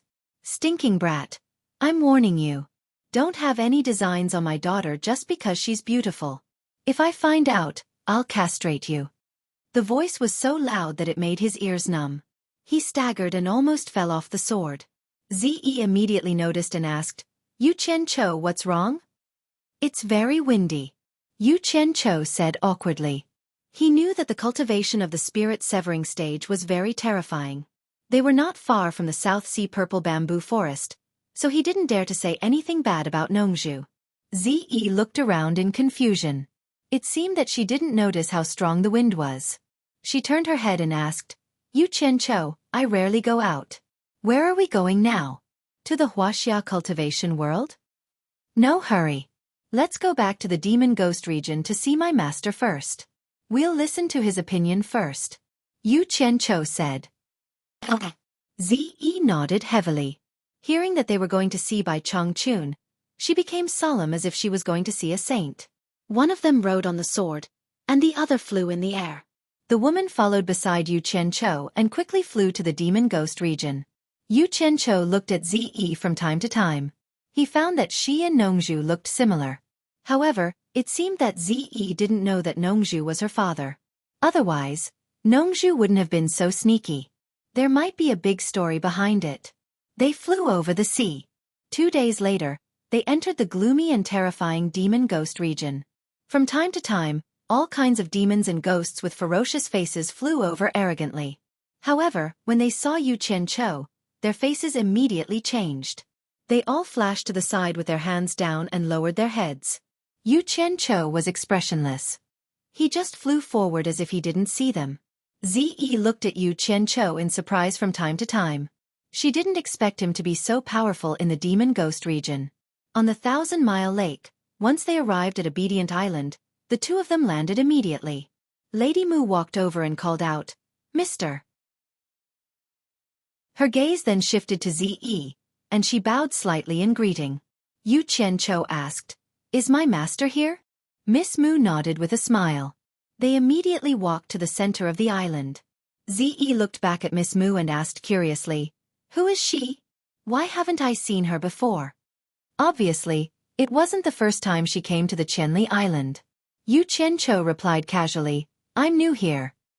Bai Changchun was still sitting with his eyes closed. Zi stood at the door obediently. Yu Qianqiu came in and bowed. Master, I'm back. Bai Changchun slowly opened his eyes and stared at Yu Qianqiu with a sharp gaze. Yu Qianqiu felt a little uneasy as he stared at him. Bai Changchun said, Nongzhu has told you everything that happened, right? Yes. Yu Qianqiu said respectfully. Bai Changchun asked again, are you willing to do this? F***CK. Do I dare to refuse in front of you? Yu Qianqiu said, I'll follow your arrangements. Bai Chongqiu nodded and said to the door, Ze, are you willing to help him? Ze quickly came in respectfully and bowed. Greetings, senior. Ze is willing. Then I won't say much. Yu Qianqiu has a lot of experience in the cultivation world. I'll have to trouble you to help him for the time being. Ze will obey senior's orders. You can go now. Bai Chongqun said and slowly closed his eyes again. Yu Qianqiu hurriedly asked, Master, what should we do this time? Don't you have any instructions? However, Bai Chongqun didn't say anything. After waiting for a while, the two had to leave obediently. Since they were told to leave now, they didn't dare to stay any longer. Not long after they arrived, they broke through the sky and left. Not long after they left, Yu Qianqiu heard Bai Chongqun's voice again. Ze is actually Nongzhu's biological daughter. Nongzhu treats her like a pearl in his palm. Now, among all the cultivators in the Huashan realm in the world, Nongzhu is the only one who can stay out of this, and he is the only one who can help you. However, he must have a lot of scruples. The reason why I want Z to help you is not that she can help you much, but that Nongzhu will not leave her daughter alone. I think she will help you at the critical moment. F***CK. So that's how it is. They are really cunning. They are really experienced guys. Yu Qianqiu glanced at Ze and continued to fly forward. Ze had no clue, so she could only follow him. Yu Qianqiu had a toothache. With a follower following him, it would be difficult for him to teleport in the future. But to his relief, Bai Chongqun didn't give him any instructions. He could only understand that he could do whatever he wanted, which was exactly what he wanted. In that case, he didn't have to rush. He wanted to go to Yu Ji's place.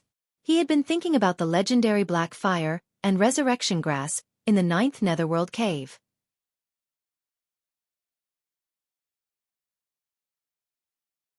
Chapter 345. The two of them flew out of the Valley of Evil Wind. Yu Qianqiu landed on his sword and Ze followed. She asked in confusion, Aren't we going to the Huaxia cultivation world? Why did you stop? Yu Qianqiu pointed at the valley where the phosphorescence was faintly discernible and said, Looking for something to prepare for going to the Huaxia cultivation world. Hearing him say so, Ze didn't ask any more. She followed him into the valley against the gusts of Yin wind. Before they got close, they heard someone shouting in the depths of the Yin fog. Who are you? How dare you break into my valley of evil wind? Stop and reply. Yu Qianqiu. Yu Qianqiu shouted his name and continued to stride forward. The Yin fog in the valley rolled, and a horn sounded. The Yin fog dispersed to both sides, and the stairs leading to the valley appeared. As the two of them approached, they saw a group of armored generals behind Yu Ji quickly coming to welcome them. They lined up in 2 rows and made way for them. They cupped their fists and said, Greetings, mister. Welcome, mister. I welcome you, Yu Ji said with a happy face. Suddenly, she noticed that there was a woman in purple beside him looking around curiously. She didn't look scared at all. Obviously, she wasn't an ordinary person, so she bowed to greet them. I'm here to visit sister-in-law. I don't dare to trouble sister-in-law to welcome me. Yu Qianqiu raised his hand to help her up. He cupped his fists and smiled at the generals on both sides.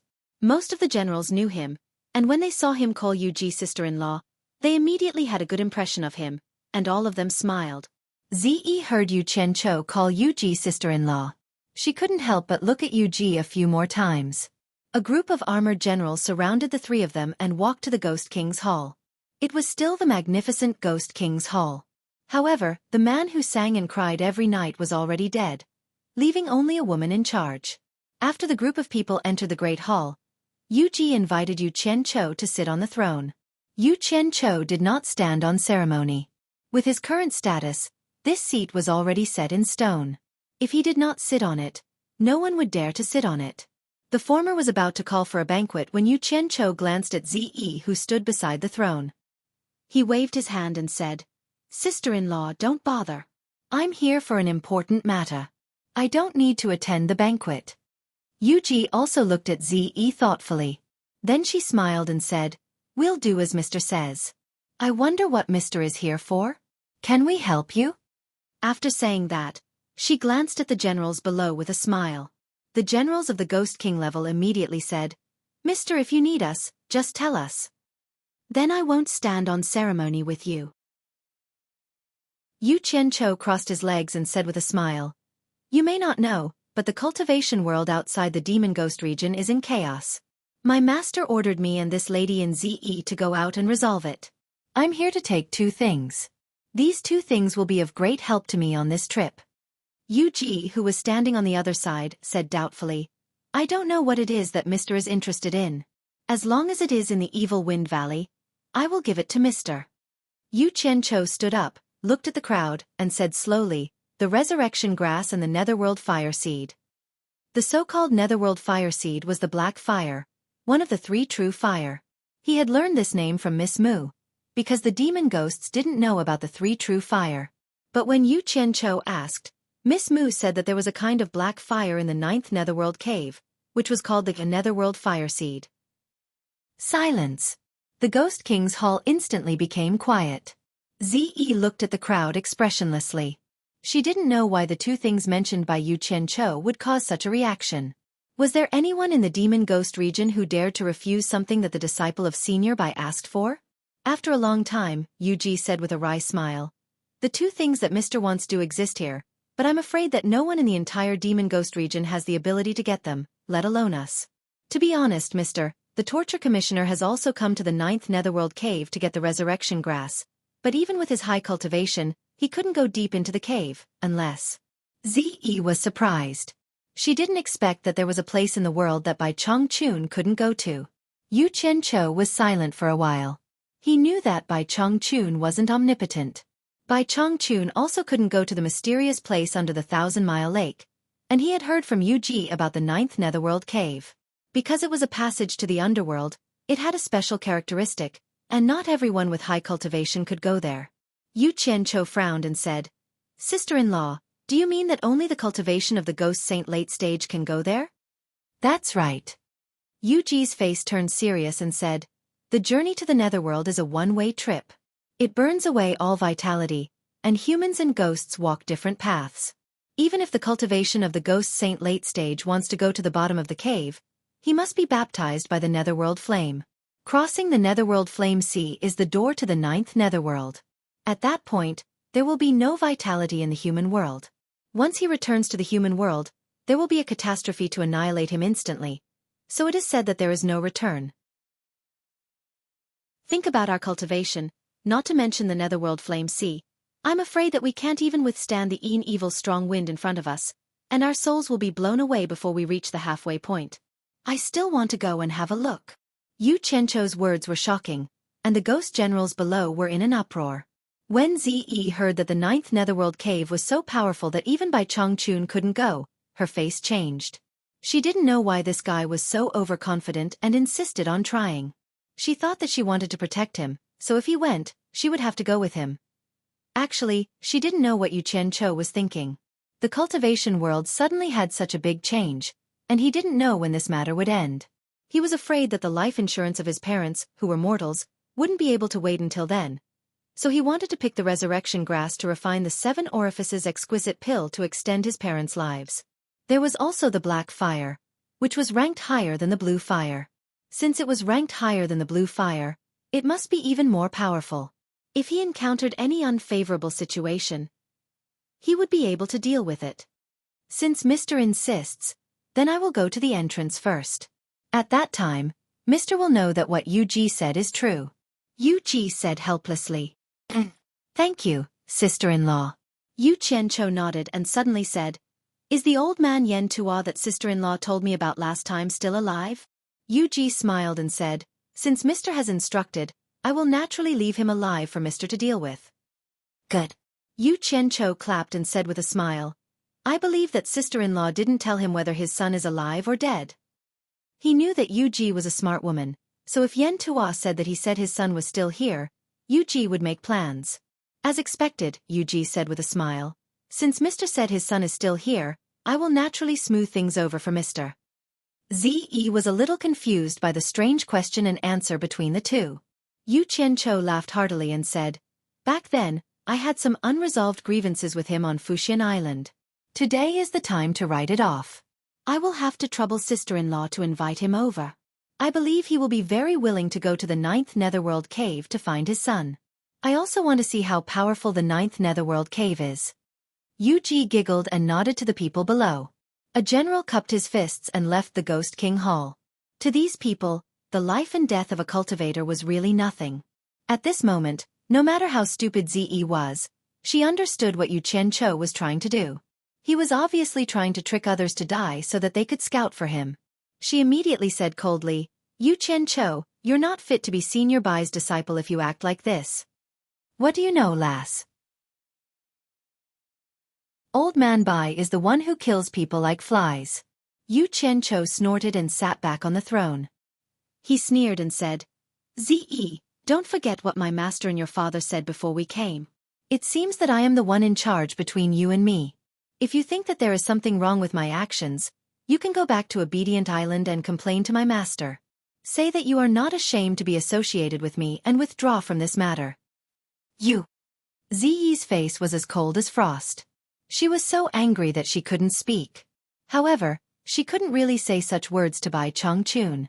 Bai Chongqun asked her to do this, and she felt very honored. How could she give up halfway? And Yu Qianqiu also saw this, so he said such words. Chapter 346. Yan Tuo, whom Yu Qianqiu hadn't seen for a long time, had arrived. He was once an elder of Fuxian Island, but he was now a prisoner. He was lifted up like a little chick. The Ghost King threw him to the ground, and his armor clanked. He cupped his fists and retreated to the side. Yan Tuo staggered to his feet. His hair was white and messy, and his clothes were tattered. There were bloodstains on his torn clothes, and it looked like he had been whipped. He looked like he had aged a few decades in an instant, and he didn't look like the elder who ordered people around. Yu Qianqiu looked down coldly. If he hadn't been too arrogant in the past, he wouldn't have been tricked by a few jokes. However, Yu Qianqiu didn't expect him to age so much. He had taken good care of himself in the past, but now his hair was all white, and his face was full of wrinkles. If he didn't know who he was, he wouldn't have recognized him. It should be known that the higher one's cultivation base was, the slower they aged. How could this be? After pondering for a while, Yu Qianqiu understood. At such a young age, his dantian was sealed, and his cultivation base was sealed for several months. Without the nourishment from the circulation of true origin, he naturally aged faster. Moreover, he was tortured. He didn't know how Yu Ji tormented him after she understood that it was fine as long as he didn't kill him. Like an old man over 100 years old in the secular world, Yan Tuo staggered around the hall. Finally, his lifeless eyes came into contact with the ice-cold gaze of the person sitting on the throne, and he abruptly realized that it was not the gaze of the smiling woman. Then, he looked at the entire face. Yan Tuo's pupils shrank and he yelled with a hoarse voice, Yu Qianqiu, it's you." He stumbled a few steps forward, but a ghost general immediately took a step forward and shouted, "How dare you!" He slapped him back to the ground. Ze couldn't bear to watch any longer. She clenched her teeth and said to Yu Qianqiu, "If you want him to die, just say the word. Why do you have to torture him like this?" Yu Qianqiu looked at her coldly and didn't say anything to her. Instead, he said to the people below, "Old man Yan Tuo, we haven't seen each other for many years. I didn't think that we would meet again. Where did the arrogance that you used to order me around go?" Yan Tuo got up again, looked around, and then looked at the person sitting high up on the throne. Instantly, he understood everything. The person in charge now was Yu Qianqiu. There was a trace of blood at the corner of Yan Tuo's mouth as he shook his white hair and smiled bitterly. "Looks like I've been deceived by you. You have enmity with my son, so how could you not kill him? I'm sure my son has already died miserably in your hands." Yu Qianqiu sneered and said, "I never lie. If I say your son is here, then your son is naturally here. Besides, you are a dying man, so there is no need for me to lie to you." As soon as he said this, Ze immediately looked at him suspiciously. As for the generals and Yu Ji, their expressions were indescribable. They knew the ins and outs of Yu Qianqiu, but they didn't expect the dignified disciple of the Devil Region's torturer to lie without batting an eyelid. Moreover, He did it so openly in front of so many people. If they didn't know about it, it would be hard for them not to believe it. Yen Ta's murky eyes suddenly lit up, and he immediately said, "Yu Qianqiu, where is my son? Can you let me see him?" "Of course, no problem at all." Yu Qianqiu waved his hand in a rather forthright manner. In the end, Yu Ji and the others were stunned. They didn't know where he was going to find a son to meet. Unexpectedly, he said, "However, your son went against me in every aspect in the supporting Immortal Island, so it's hard for me to vent my anger. Now that both of you are here, there has to be someone left to appease me." "What do you want?" Yen Ta asked. "It's very simple. I never do things that are ruthless." Yu Qianqiu stood up and said coldly, "I just arrived here today, and I'm here to settle this matter. Either I remove the seal on you, let you go, or I kill your son. Or you stay and continue to suffer, and I'll let your son go. Only one of you can live. Make your choice now." The group of ghost generals instantly became interested, and their gazes focused on Yen Ta. Yen Ta hesitated for a moment, then immediately replied, "Yu Qianqiu, I hope you keep your word. I stay, and you let my son go." The atmosphere in the hall instantly became heavy, and the group of ghost generals immediately looked at Yen Ta in a different way. It was admiration. Damn it! What a deep father-son relationship. Yu Qianqiu glanced at Zi, who was moved, and he was rather unhappy. He wanted to watch the dark side of human nature and teach this girl a lesson. He wanted her to know what it meant to be a bastard who could see through human nature. He wanted her to know that a pitiful person must have a hateful side, so that she wouldn't be disobedient in the future. Now, she would probably become even worse. Yu Qianqiu didn't know that Yen Ta had begged people to accompany him to the Demon Ghost region, but when people heard about the Demon Ghost region, they became timid, and no one was willing to come. Therefore, he knew that his chances of survival were slim, but in order to save his son, he still came. He was already prepared to die. Although you treated your son well, you didn't teach him well, and you harmed yourself and your son. You still have to pay the price. Yu Qianqiu squinted his eyes and said in a deep voice, "Remove the seal on his dantian, and let him go to the cave to pick up his son. Let them go together." His words sounded nice, but everyone understood that Yu Qianqiu had already sentenced Yen Ta to death. Yu Ji nodded to the people below, and someone immediately went to remove the seal on Yen Ta. Zi bit her lips and didn't say anything. When Yen Ta heard this, he froze in place. Only when his body trembled and the vital energy in his dantian surged out and quickly circulated to nourish his almost withered body did he believe it was true. He looked at Yu Qianqiu in a daze. Yu Qianqiu took out a few spirit pills and threw them out. He said, "Recover quickly. Later, I will pick up your son and leave together." After the seal was removed, Yen Ta immediately became more spirited. He sucked the spirit pills into his palm, stared at Yu Qianqiu, and said slowly, "Yu Qianqiu, I won't tell anyone about what happened in the Demon Ghost region, or else I will be punished by heaven." Then he put the spirit pills into his mouth and sat down cross-legged. No one in the hall spoke, and they all looked at Yen Ta. Knowing his fate, everyone's expression was one of sympathy or pity. Yu Qianqiu silently put his hands behind his back. He really wanted to let Yen Ta go, but now was not the time to show his soft side. At this time, it was necessary to sacrifice a person to show his indifference, because there might be a day when he would take over the Demon Ghost region. Demons and ghosts couldn't be suppressed unless they were strong. Bai Chongqun's actions were very effective, and it was also a warning. In the canyon that was less than a dozen miles away from the Ghost King's hall, gloomy clouds and fog were rolling. The temperature was close to freezing, and the howling wind made strange sounds. Not even a blade of grass grew in the surroundings. At the bottom of the Black Canyon, a trumpet-shaped hole suddenly appeared. It was wide on the outside and narrow on the inside. From the traces on the hole, it could be seen that it was caused by the cold, bone-chilling wind that blew out of the hole for many years. On the top of the cliff opposite the hole, a group of people stood in a row.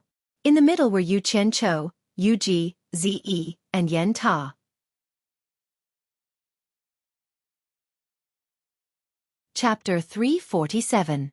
There's a top-grade spirit stone mine inside, and your son is mining here. Perhaps to make his words more convincing, Yu Qianqiu took out a purple spirit stone and played with it in his hand. After seeing it, Yen Ta was a little surprised, and then he looked at the hideous cave entrance and said, "The top-grade spirit stone is almost extinct in the cultivation world, but I heard that it appeared in the grand auction last time. I didn't expect there to be a top-grade spirit stone mine here. Do you want to go in and look for it yourself, or do I have to help you get it out?" As he spoke, Yu Qianqiu clenched his fist, and in one breath, he sucked up all the spiritual qi in the top-grade spirit stone in his hand.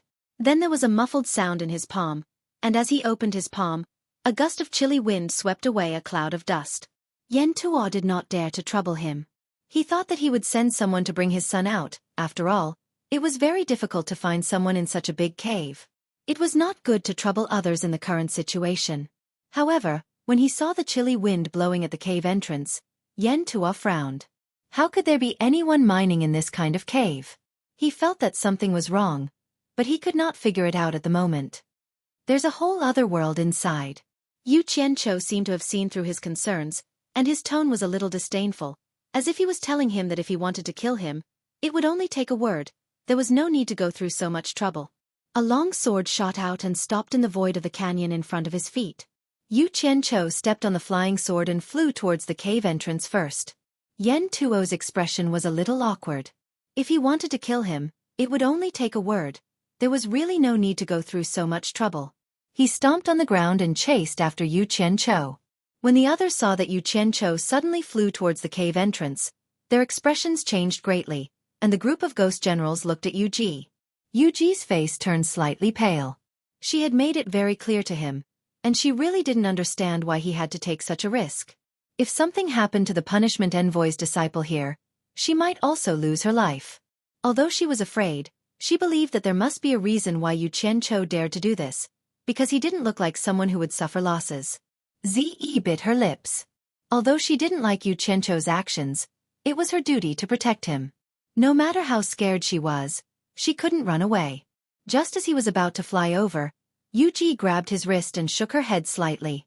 As soon as Yu Qianqiu landed at the cave entrance and put away his flying sword, a cold wind suddenly blew out from the cave, blowing right into his face. He felt as if he had fallen into an ice cellar, and his body slowly stiffened. The temperature here was too low. No matter what, he was still a nascent soul cultivator, but he didn't expect to fall into an ice cave. He couldn't even circulate his true essence to resist, and even his soul felt like it was swaying, and his mind was faintly dazed. Yu Qianqiu was shocked. He bit the tip of his tongue and woke up. He didn't expect that he couldn't resist at the entrance of the cave with his cultivation. This 9th netherworld cave really lived up to its name. In an instant, a thin layer of green flame ignited around his body, wrapping his whole body in it. His stiff body immediately returned to normal. It seemed that as one of the 3 true flames, the green flame was not to be trifled with. When the cold wind with a faint black aura touched the green flame, it made a sizzling sound, like water splashing into a pan of oil. Yu Qianqiu suddenly discovered that while the green flame was resisting the cold wind, he seemed to be consuming it as well, but the rate of consumption was very slow. Yu Qianqiu was stunned for a moment, then immediately became happy. Although the green flame was being consumed, it could obviously resist the cold wind from the netherworld. With the large amount of green fire elements stored in his body, he might be able to go deep into the cave.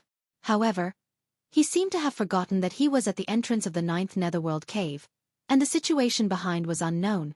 It seemed that it was a bit too early to be happy.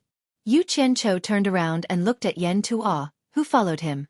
Yan Tuo obviously didn't expect the cold wind to be so powerful, but his cultivation was obviously much higher than Yu Qianqiu's. Shivering, a transparent ball of light immediately rose from his body and enveloped him. He released his protective aura to resist the cold wind. With the protection, he had the mood to look around. After seeing Yu Qianqiu wrapped in the green flame, Yan Tuo was a little surprised. Obviously, he had never seen it before. Moreover, this flame seemed to be able to subdue the cold wind. The strong wind actually couldn't extinguish it and couldn't move it at all. In fact, even Yu Qianqiu himself didn't know the reason. In fact, with the high temperature of the green flame, it was similar to an item of extreme yang, which could subdue Yin items. The cold wind that blew out from the 9th netherworld cave was exactly Yin Qi, which could subdue Yin items. Yu Qianqiu made an inviting gesture to him. Yan Tuo nodded his head, but he looked at the gloomy cave suspiciously. However, he already had no way out. He could only hope that Yu Qianqiu didn't lie to him, or else he would die no matter what. When he walked into the cave, his eyes immediately became incomparably dark, and he couldn't see the road in front of him at all. However, the green flame that appeared behind him indicated that Yu Qianqiu had also followed him in. Yan Tuo instantly felt a lot more at ease. He felt that his thoughts were a little unnecessary, because he really couldn't think of any benefits that the other party would gain from lying to him. The people on the opposite cliff all stared at the entrance of the cave without blinking, watching the two gradually disappear inside. The deeper they went, the more shocked they became. The cold wind was no longer blowing in all directions like at the entrance of the cave. It actually had a tendency to gradually solidify, hitting Yan Tuo's upstanding qi. With a pu sound, the fire on Yu Qianqiu's body immediately rose a little. Otherwise, the green flame wouldn't be able to offset the attack of the cold wind in time and would hit his body. At the same time, Yu Qianqiu carefully stood behind Yan Tuo's upstanding qi, trying his best to let Yan Tuo, who was walking in front, resist the cold wind. As expected, the consumption of the green fire element was greatly reduced. The passage inside the cave suddenly turned, and the two of them stopped at the same time. Before they could turn the corner, they heard a rapid whistling sound coming from inside. The chilly wind whirled out of the passage so quickly that it almost made them lose their footing. This was not the case of the wind blowing directly out of the passage, so one could imagine how strong the wind inside was. Yan Tuo looked back and saw that Yu Qianqiu's expression was indescribable. His heart instantly turned cold. Why did it seem like this was also his first time here? "Let's go," Yu Qianqiu said, but he realized that his voice couldn't travel far at all. It was as if the wind had blown it to the back, so he shouted again and made a hand gesture. Yan Tuo nodded with a grave expression. The upstanding qi on his body instantly became a lot more turbid. Clearly, he had strengthened his defense. Yu Qianqiu continued to follow behind him, and the two of them turned in with heavy steps. The strong wind that carried a black baleful aura attacked them, and the two of them were shocked once again. Yan Tuo felt that the upstanding qi that was supported by his quintessential essence was rapidly depleting under the attack of the cold wind and the baleful aura. Although Yu Qianqiu was hiding behind him, he could also feel the rapid depletion of the green flame. He immediately increased the output of the fire element. He was slightly better off, as he had sufficient fire element reserves in his body. He only needed to use the green flame to defend, and the consumption of his quintessential essence would not be much. If it really did not work out, he could still instantly hide back in Utopia. Therefore, he was not afraid of any danger at all. However, Yan Tuo's expression changed drastically. If the quintessential essence in his body was completely depleted, just how powerful would the cold wind and baleful aura be? No one had personally experienced it before, and from the looks of it, it was definitely not simple. The result could be easily imagined. The path of the cave started to go downwards, and the two of them continued forward. The cold wind became stronger, and the black baleful aura became thicker. Yu Qianqiu's green flame and Yan Tuo's quintessential essence were also being depleted faster and faster. However, the cave was so deep that they could not see the bottom. They had no idea when they would reach the end. In the darkness, the two of them were as small as fireflies, feeling their way forward carefully. After walking for an unknown period of time, Yan Tuo's face gradually turned pale. He felt that there was not much quintessential essence left in his body, and the end seemed to be far away. Yu Qianqiu also realized that something was wrong with his situation and immediately guessed the reason.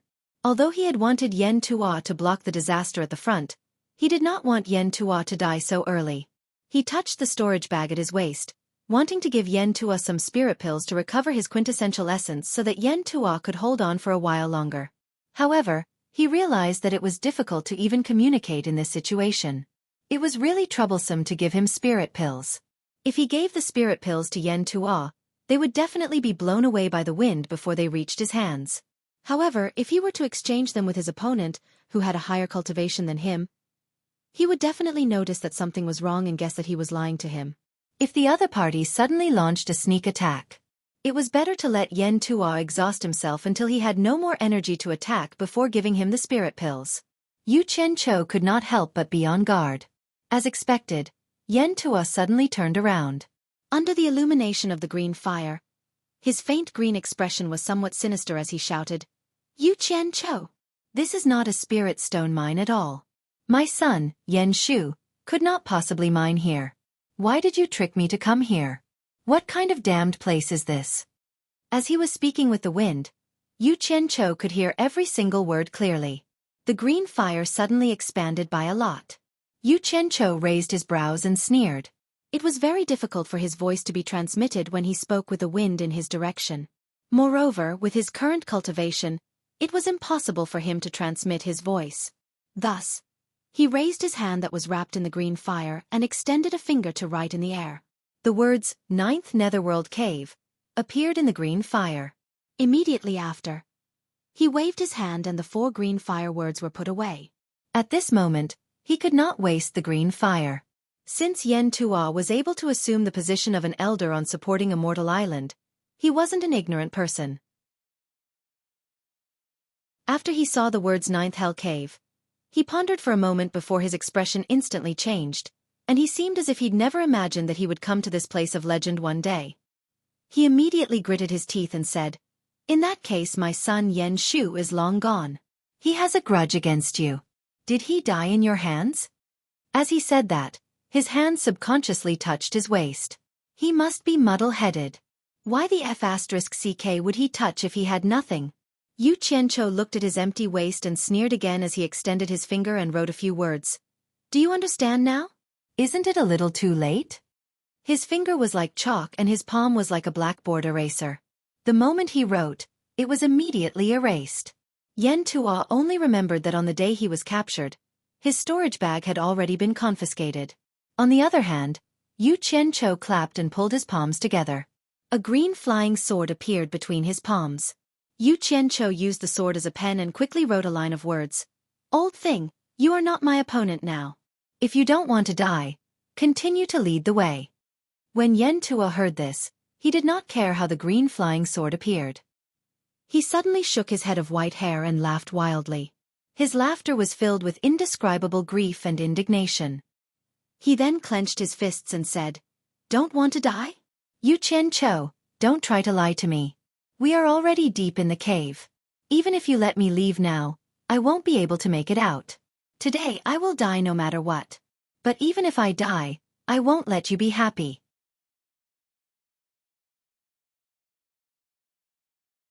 Chapter 348. I'd like to see how you're going to make me unhappy. A row of green words appeared again, full of contempt. Yen Tuo laughed wildly. The protective aura around his body slowly disappeared, and his flesh and blood started to shrink. In the blink of an eye, he was only skin and bones. On the contrary, his abdomen started to swell up. This scene caused Yu Qianqiu's pupils to shrink. He could no longer look down on Yen Tuo. He immediately thought of something terrifying: self-destructing his elixir field. For cultivators, the elixir field was the energy storage of the entire body. The consequences of self-destructing the elixir field could be imagined. After reaching the nascent soul stage, the nascent soul in the elixir field was formed from pure energy. At this time, the 3 souls and 7 spirits in the body were gathered in the nascent soul, not in the body. Therefore, for cultivators who reached the nascent soul stage, ordinary external invasions wouldn't cause any substantial harm. At most, it would hurt the body, and it wouldn't be difficult to heal it. However, self-destruction after reaching the nascent soul stage was more powerful, but at the same time, it would also destroy the 3 souls and 7 spirits. In other words, if a cultivator of the nascent soul stage self-destructed, it meant that he wouldn't even have the chance to reincarnate. If a cultivator of the nascent soul stage self-destructed, there would be a next life. Yen Tuo's cultivation was in the early stage of the Tribulation stage. Although he had used up a lot of his true essence, the explosion of the nascent soul stage would be terrible. Yu Qianqiu definitely wouldn't have it easy. From the looks of it, he was afraid that the explosion wouldn't be powerful enough, so he gathered all the energy in his abdomen. If it was an ordinary person, the hole was only 10 feet wide. Under such circumstances, it would be difficult to move forward or backward. Being detonated by a cultivator of the Tribulation stage was equivalent to a heavy bomb exploding next to them. Fortunately, Yu Qianqiu wasn't an ordinary person. He had a third way of retreat, which was utopia. However, it was also quite frustrating for him. It wasn't easy for him to get here, and he didn't have the chance to leave a teleportation coordinate. Once Yen Tuo self-destructed, he would have to start all over again. Damn it! I've always thought that I'm ruthless, but today, I've met someone even more ruthless. It's fine if he doesn't want to live in this life, but there's actually someone who doesn't even want to live in the next life.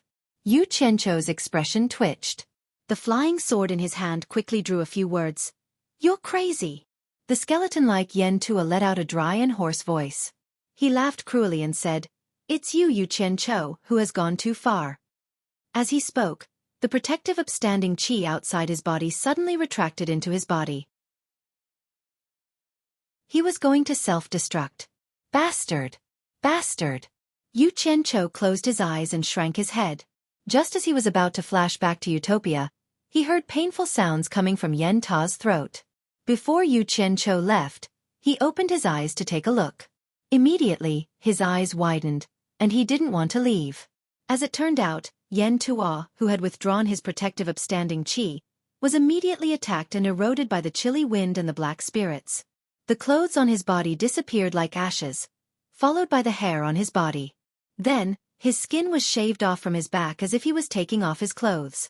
Then, the bloody muscles that had just been revealed slid off his bones and were blown away. Yu Qianzhou, who had been hiding at the back, immediately received the reward of Yen Tuo's flesh.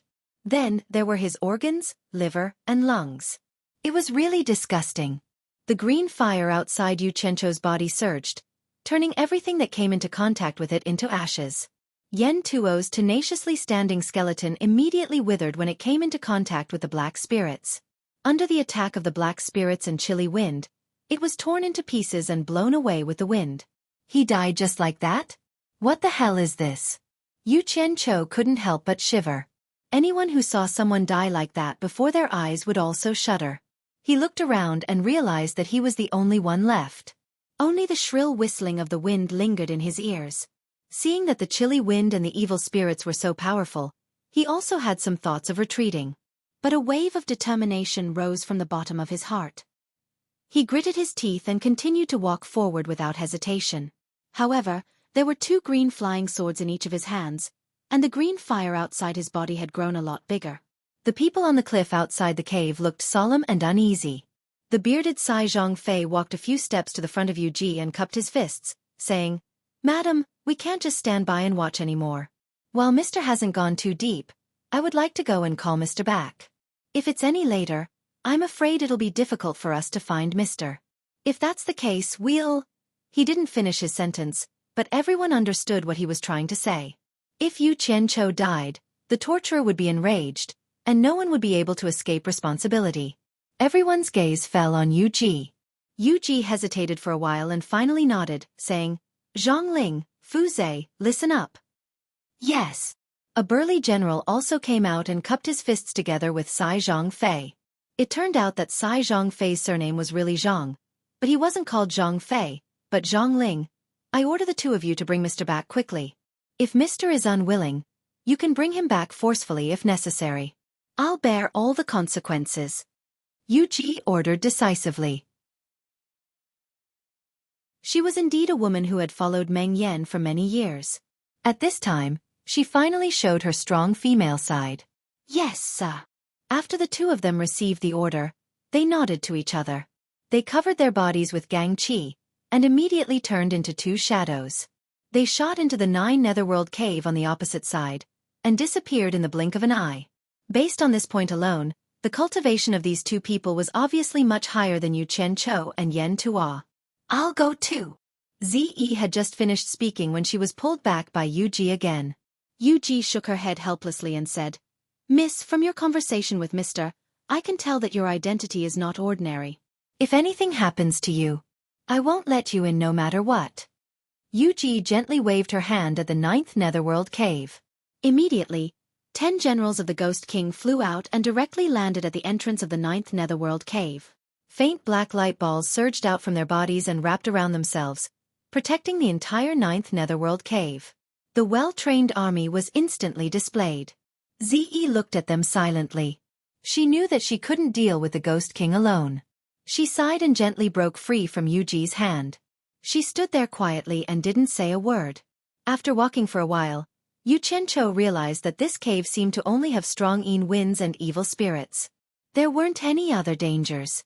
Instead of slowly walking and exhausting his energy, it was better. After Yu Qianqiu had an idea, he gritted his teeth and jogged.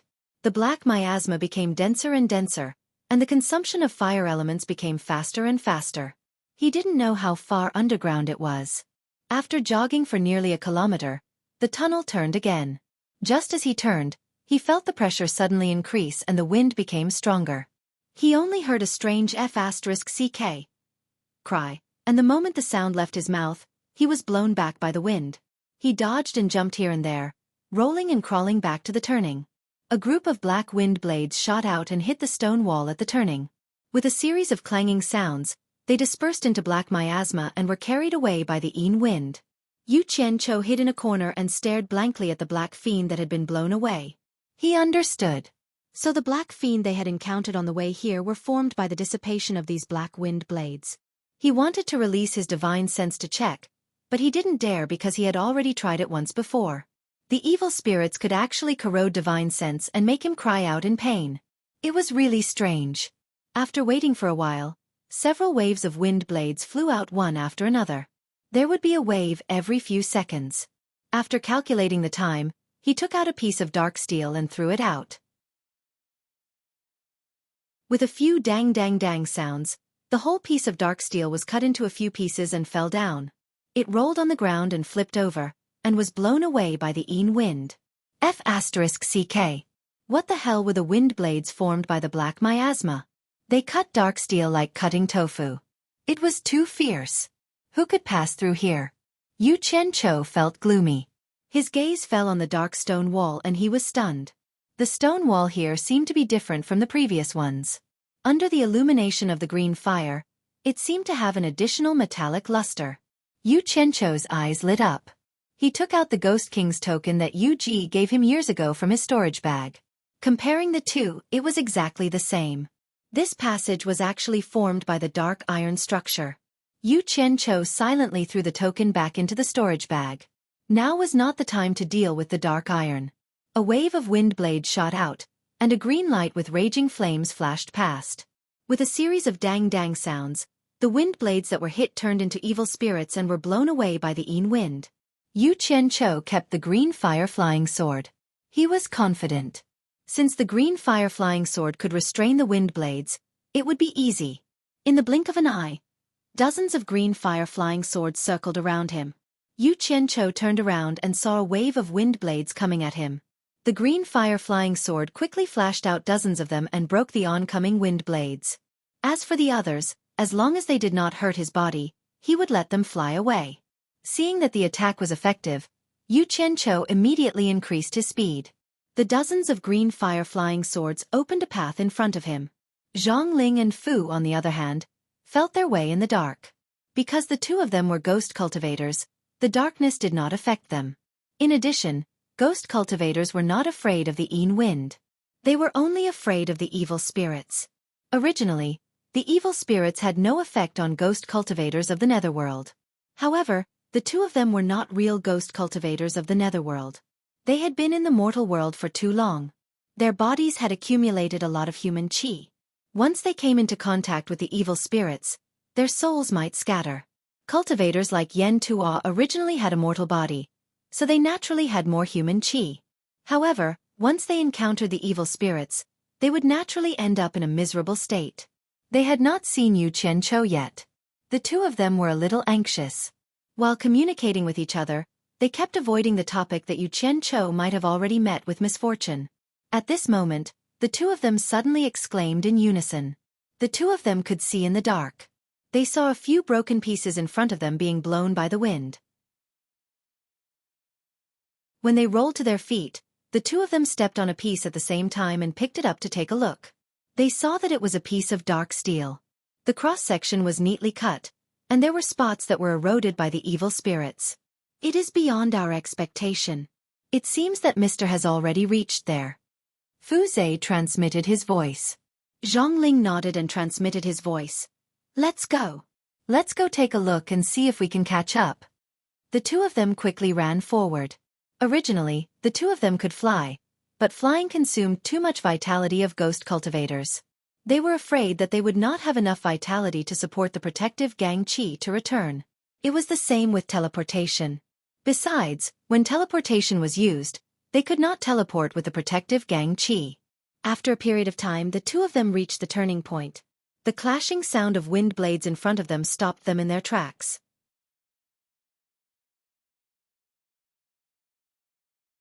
Chapter 349. Yu Qianqiu was nowhere to be seen. The two of them looked at each other speechlessly. There was only one reason for this. Yu Qianqiu had already gone in. Whether he was dead or alive was unknown. However, the two of them did not dare to advance any further. Yu Qianqiu had the green fire to restrain the black fiend, and unknowingly, they had already walked very far. Although the two ghost generals had high cultivation, they had already expended a large amount of vital qi to reach this point. If they continued to advance, they would expend too much vital qi, and they would really not be able to return. What's more, the black fiend here had already erupted in the form of wind blades. Ordinary treasures in the mortal world would not be able to withstand it at all and would instead be destroyed by it. The most terrifying thing was that the black demon wind blades could break through the protective upstanding qi. How could the two ghost generals make it through if ordinary mortal treasures and protective upstanding qi could not block it? At this place, only soul formation stage and ghost sage stage experts could use their tyrannical cultivation to force their way through. Mister, you are indeed the disciple of the disciplinary envoy. You even dare to barge into such a place. Fu Zhe exclaimed. Zhang Ling remained silent for a while before replying, It's impossible for us to barge into this place, and we shouldn't stay here for long either. It's better to return and report to Madam. The two ghost generals were worried that something bad had happened to Yu Qianqiu, but neither of them mentioned it. They nodded at each other and quickly retreated the way they came. Inside, Yu Qianqiu was very busy. He was not worried anymore. He jogged all the way, with a green fire-flying sword circling around him to open a path. He was not afraid of the baleful wind blades. The Gue Yuan sword technique that he cultivated allowed him to control multiple swords at the same time, which allowed him to deal with the situation with ease. Streaks of azure light moved as fast as lightning and protected him along the way. Yu Qianqiu became excited and even felt that this was a good place to cultivate the sword technique of Gue Yuan. He was considering whether or not he should bring his two disciples here to cultivate in the future. However, he temporarily rejected the idea right after. Coming here to cultivate the origin convergence sword technique probably wouldn't do without the protection of azure fire. Little sister, go ahead boldly. Move forward. Don't look back. While Zhang Xian was singing along the way, his face suddenly warped in shock. The blue fire attribute energy in his body was running out. Damn it! He was overjoyed. He had to return and replenish his blue fire elemental essence. Yu Qianqiu immediately looked around and finally found a crack in the stone wall. He took out a silver ball and stuck it inside. Who would have thought that as soon as his hand left the ball, spots would quickly appear on the silver ball, as if it was being corroded by something unknown. Not long after, the silver ball had melted and disappeared. Yu Qianqiu frowned. With a wave of his hand, he summoned a flying sword made of green flames and stabbed it into the wall. With a turn of the sword, he pulled it out and a hole appeared in the wall. Once again, he took out a silver ball and stuffed it into the hole. Then, he used his palm to rub it with all his might. The nether iron wall instantly melted and sealed the hole. He heaved a sigh of relief when he sensed that the silver ball was safe and sound. Then, he disappeared along with the group of flying swords. After appearing briefly in Utopia, he immediately appeared next to the azure flames burning beneath Twilight Valley and jumped into the sea of flames to absorb them. It had been a day since Zhang Ling and Fu Zhe had left the cave. The moment they emerged, they flew to the cliff on the other side. Everyone looked at the entrance of the cave. After confirming that Yu Qianqiu had not followed them out, they turned to the two generals in shock. Zhang Ling cupped his fists at Yu Ji and said, Madam, the two of us were still a step too late. What? Yu Ji and Purple Dress cried out at the same time. The others were also dumbfounded. Madam, don't misunderstand. Zhang Ling explained, when the two of us reached the end of the 9 nether second fold, we found that Mr. had already entered the 3rd fold. However, our cultivation was limited, so we didn't dare to chase after Mr. So we retreated and reported to Madam. Yuji looked at Fu Zhe and asked with lingering fear, "Is that so?" "That should be the case. Madam, take a look." Fu Zhe took out the piece of profound iron and handed it to Yuji. "This should have been left behind by Sir when he was testing the power of the Black Fiend wind blades at the entrance of the Three Folds. If Sir was not confident in entering, he should have turned around and returned, and the two of us would have encountered Sir. However, when we arrived, we did not see Sir. Sir must have been confident after testing, so he charged in. What you say is reasonable." Yuji looked at the profound iron that had been corroded by the Black Fiend and nodded. Although they said this, everyone was still worried. No one in the entire Chilling Wind Valley had ever entered the Three Folds of the Nine Nether Cave.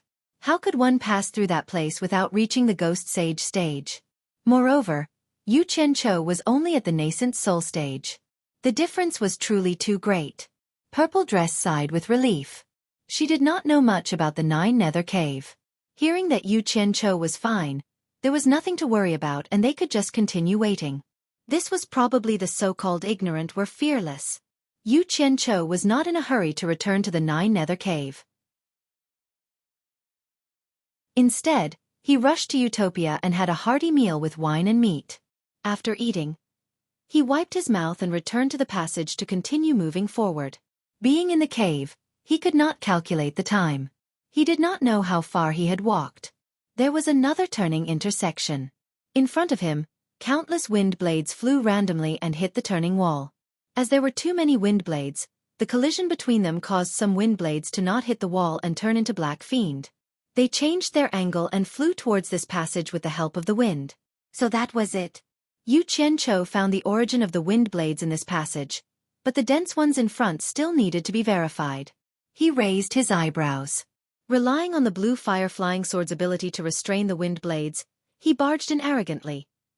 In the end, he did not stay for long before he obediently retreated. There were too many wind blades inside. Although Yu Qianqiu could block them, he could only move forward slowly. If this continued, he would tire himself to death. He did not know when he would reach the end. His eyes flickered as he pondered for a moment. He turned around and walked to the nether metal wall. The blue fire on his fingers was suppressed into 5 sharp claws. He stabbed into the nether metal wall and dug out a large piece. He quickly used the blue fire to refine it into a V-shaped shield. If it were anyone else, they would not have the fire to refine artifacts. Even if they had fire, how could ordinary fire so easily refine the nether metal? It would probably be troublesome to dig out a large piece from the wall. Why didn't I think of this earlier?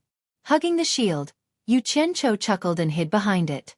Just as he turned around and entered another passageway, the shield in front of him immediately trembled violently.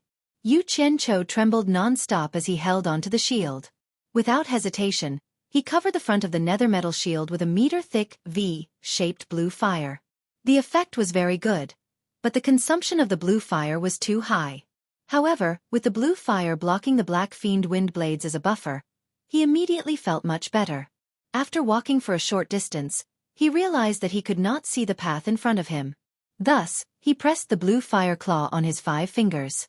With a few schwa-schwa sounds, a dozen irregular holes immediately appeared on the shield, allowing him to see the path.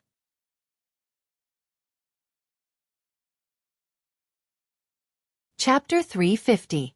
He did not know the time in the cave, and he could not move fast due to the strong wind. However, Yu Qianqiu knew that a few days had passed. He had gone back to replenish the green fire elements 3 times just to advance through the tunnel. During this period of time, because the wind blades were constantly hitting the shield, his hands could not take it anymore. He returned to Utopia to rest a few times.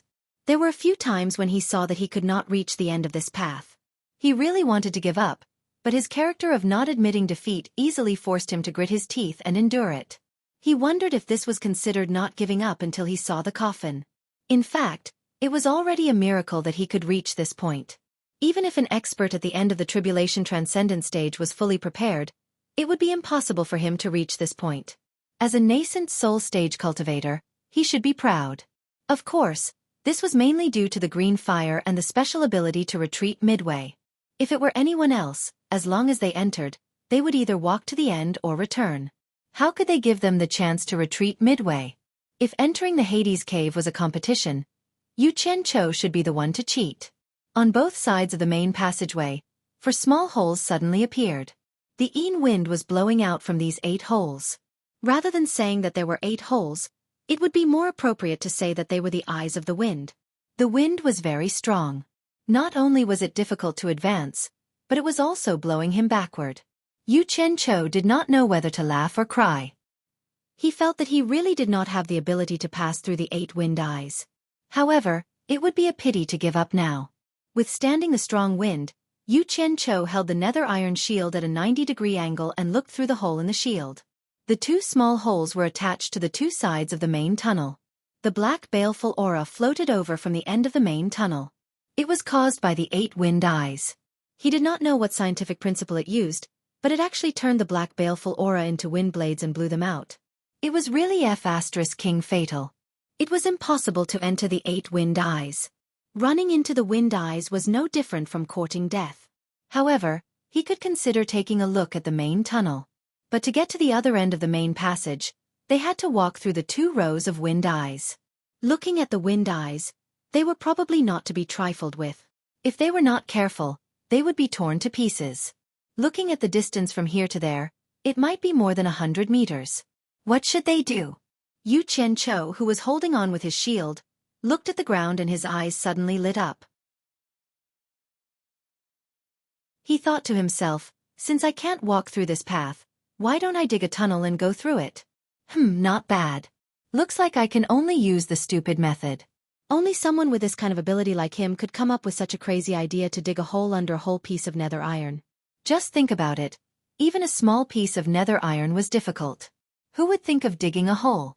Moreover, it would be digging a distance of at least 100 meters. Holding the shield, dozens of green fire-flying swords surged out of his body. They gathered together and dug into the ground. The pieces of nether iron that were dug out were immediately blown away by the cold wind. Not long after, the green fire-flying swords drilled into the ground. Yu Qianqiu moved over with great difficulty. The green fire-flying swords on his body surged crazily, and he crawled in with a whoosh. He dragged the shield behind him in case of any accidents. After entering the hole, he realized that the diameter of the hole was too small. It was only a square meter, and it was difficult for him to squat down. Hence, 100 green fire-flying swords shot out at the same time, and soon, a hole that was 1 meter wide and 2 meters tall appeared. Finally, he could stand up comfortably. The shattered nether iron in the tunnel was piled up. Yu Qianqiu's eyes lit up, and he immediately picked up the green fire-flying swords that were digging the hole and threw them into Utopia. After walking for more than 10 meters, he felt that it was impossible for the wind blades to dig into the ground again, so he put away the nether iron shield on his back. He took out a large handful of fluorites and ran to the entrance of the cave. He placed one every meter in a straight line. This was naturally for positioning. He was afraid that he would dig in the wrong direction.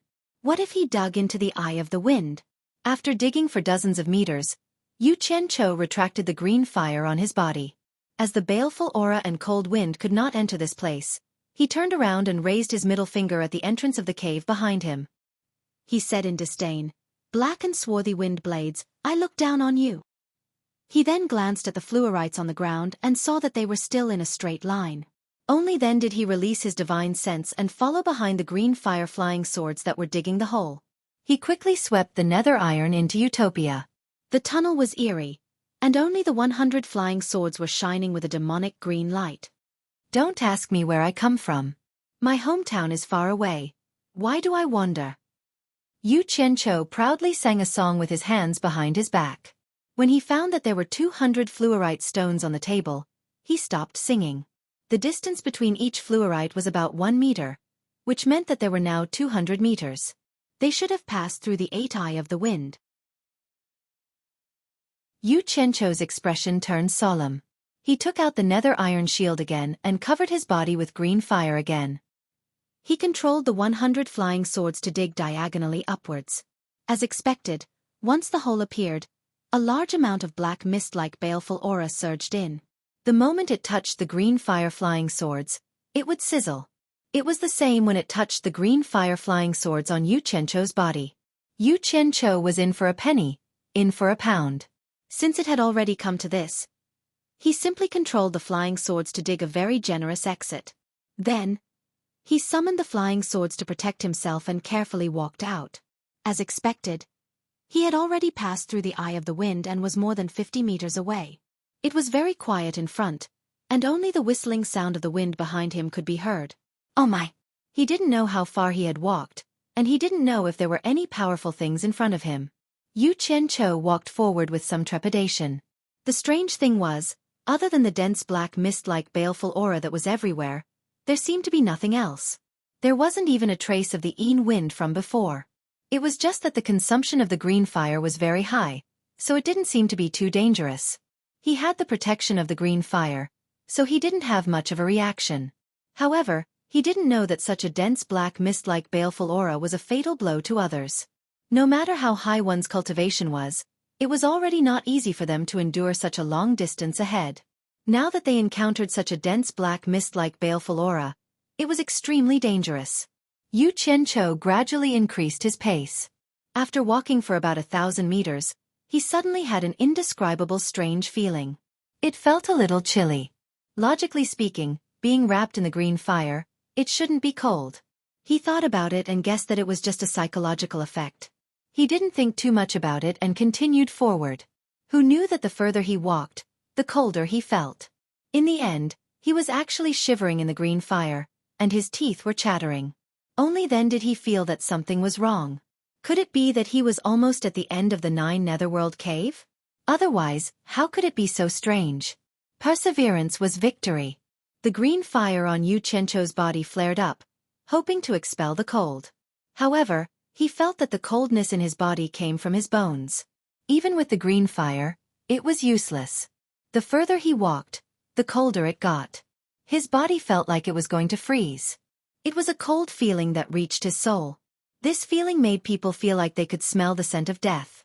It was rather heart-palpitating. Yu Qianqiu immediately stopped and didn't dare to walk forward. Suddenly, there was a faint flash of fiery red light in front of him. It made people feel that it was the end. However, that feeling was too terrifying. Yu Qianqiu hesitated again and again, but in the end, he gritted his teeth. After working so hard, he couldn't give up now. His legs trembled as he continued forward. The further he walked, the thinner the black baneful aura became. Slowly, it stopped spreading throughout the entire tunnel and gathered at the top of the tunnel. The black clouds flowed into the tunnel at the back like water. It was probably the airflow produced by the wind eye inside that sucked it in. Red light filled his vision, but Yu Qianqiu felt his vision and consciousness become blurry. He vaguely sensed that he had reached the end and subconsciously stopped. He kept calling out to himself in his heart, "I can't stay here any longer. Otherwise, my life will be in danger. Return to Utopia. Return." He kept calling out in his heart, but his consciousness was very scattered. His divine sense was unable to lock onto Utopia and return. His body also felt colder and colder, almost to the point that he couldn't move. The green fire outside his body gradually shrank, and he was in a precarious situation.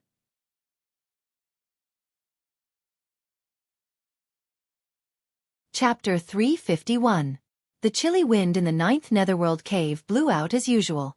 Yu Qianqiu had been inside for half a month, but there was still no reaction. The group of people waiting outside the cave gradually felt their hearts grow cold.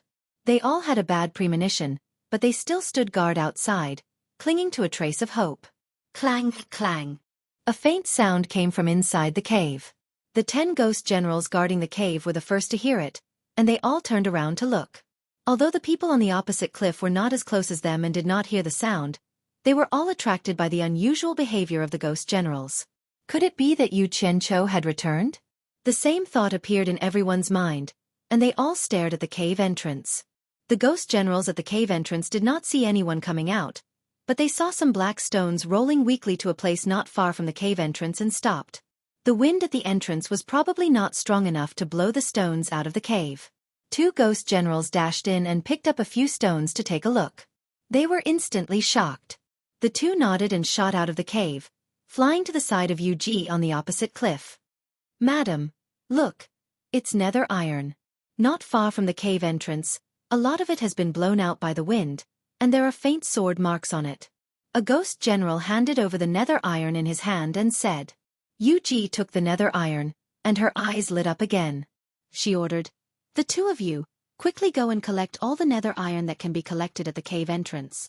The two generals obeyed, and in no time, they had gathered a large pile of nether iron on the cliff top. The group of people watched, and after Zhang Lingxian checked, he stood up and said to Xueqi, "Madam, nether iron is not afraid of the chilly wind and the black wind blades, and ordinary magic tools are useless against it. Moreover, there are sword marks on every piece of nether iron, and it is obvious that someone used a sword to dig them out. I'm afraid that Mr. has an extremely powerful sword on him that can easily dig out nether iron. It is very likely that Mr. is digging out nether iron to defend against the black wind blades." His judgment was right. These nether iron were blown out by the wind when Yu Qianqiu first started digging the tunnel. "That's right." A relaxed smile appeared on Yuji's face as she said, "You are a disciple of the punishment enforcer, so it's not surprising that you have one or two extremely powerful treasures." Hearing this, everyone nodded their heads in agreement. If this was heard by Yu Qianqiu, he would only reply with, "Ah pooey. What bullshit treasure?"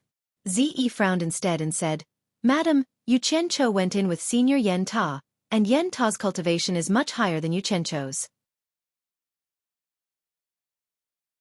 Why are all of you so sure that these things were definitely made by Yu Qianqiu and not Senior Yen Ta?" Yuji glanced at the smiling crowd, then she looked at the 9 Netherworld Cave and said with a smile, "The 9 Netherworld Cave is the passageway from the human world to the Netherworld, so it's not a place that ordinary people can go. The closest place with nether iron is also at the end of the passageway. Not to mention the deeper places, just that place alone, other than the Ghost King's final stage ghost cultivators, few human experts at the final stage of the Tribulation passing stage can reach that place, let alone Yen Ta, who is only at the initial stage of the Tribulation passing stage. Therefore, Yen Ta is already dead if he can't reach that place. Yu Qianqiu's cultivation is even lower, so it's even more impossible for him to reach that place." Ze confirmed her suspicions. Seeing that she still hadn't figured it out, Yuji patiently explained, "Logically, with Mr.'s cultivation, it would be difficult for him to stay at the entrance of the cave for a long time. Did you see the green flame on Mr.'s body before he entered the cave? That must be what Mr. relied on to enter the cave. Also, I don't know if you noticed, but before Yen Ta entered the cave, he didn't have anything on him. It's impossible for us to leave anything that could threaten Mr.'s safety on him, so the black iron that came out earlier couldn't have been brought in by Yen Ta, and it's even more impossible for a treasure to excavate the nether iron in front of us. Moreover, although Mr.'s cultivation isn't high, his magic power is profound. At least, I saw with my own eyes that he killed a demon king at the final stage of the Tribulation passing stage with a raise of his hand. Mr. is only at the initial stage of the Tribulation passing stage, so it's naturally not a problem for Mr. to deal with Yen Ta. The demon king that was killed by Ze was Yu Fengjiao, but it was obviously the first time that everyone heard about this, so they were all secretly shocked. Ze's expression changed, and she thought about what her master had told her before. When there was danger, he should run first, and that brat definitely had the ability to protect himself. Now, it seemed that what her master said was true. Yu Qianqiu could even kill a demon king at the final stage of the Tribulation passing stage, so he indeed had the ability to protect himself. Once this thought was confirmed, and she let go at a crucial moment in the future, it made Yu Qianqiu not know whether to laugh or cry, and he almost called her great aunt. This was all in the future, and they would talk about Yu Qianqiu later on. Yu Qianqiu, who was in a critical situation, gradually fell into a state of unconsciousness, and finally fell softly to the ground. The blue fire on his body had already been completely absorbed into his body, and it was also fortunate that the black fiend had flowed in from the top of the cave, or else it would have been terrible. In a daze, Yu Qianqiu suddenly opened his eyes and woke up, and found that he was actually lying on the ground, so he hurriedly got up. Just as he was rejoicing that he was fine, he suddenly saw another person lying at his feet, and was shocked on the spot. He thought to himself, could it be that someone had also broken in, and had also fainted like me? When Yu Qianqiu bent down to see that person's appearance clearly, he instantly felt as if he was struck by lightning, and took a few steps back. If he did not see wrongly, that person looked exactly the same as him, and that person's attire and accessories, it was clearly him. Feeling bewildered, Yu Qianqiu squatted down, and wanted to turn that person over to examine him properly, in order to resolve the doubts in his heart. who knew that when his hand touched that person, it actually passed through his body, and he did not know whether the person on the ground was an illusion, or he was an illusion. How could this be? Could it be? Could it be? He thought of a chilling possibility. He might have already died, or his soul had left his body. In great shock, he shook his head woodenly, and retreated. He could not accept this kind of result. Who knew that when he moved a little further away from the person lying on the ground, his whole body actually floated up lightly, and a strong suction force came from the place where the red light was shining at the end of the tunnel, and dragged him over. Don't! I haven't lived enough, I don't want to die. Yu Qianqiu struggled with all his might in the air, but it was useless. That mysterious force made him unable to resist. At this moment, the person lying on the ground suddenly emitted a burst of golden light, and immediately after, a brilliant silver light pillar shot out like a galaxy, directly enveloping Yu Qianqiu, who was struggling in the air, cutting off that mysterious force, and actually slowly pulling him back. The scenery in front of Yu Qianqiu's eyes changed, and he suddenly found himself in the vast and brilliant universe. In the vast universe, the galaxy was brilliant, and the stars formed a nebula, eternal, lonely, desolate, and beautiful, and he was floating in the endless universe. F***CK. Could it be that I am dreaming? Yu Qianqiu was stunned, and just as he was trying to figure out what was going on, his vision suddenly turned black, and he fainted again. After a long time, Yu Qianqiu, who was lying on the ground, opened his eyes again, and suddenly jumped up. He anxiously looked around, and did not see the person he saw in his dream on the ground. His hands touched all over his body, and he finally heaved a sigh of relief, patting his chest in relief, and said, Good, good, I was wondering why I ran into the universe again. There are no sci-fi blockbusters to watch now. So it was a dream. I was almost scared to death.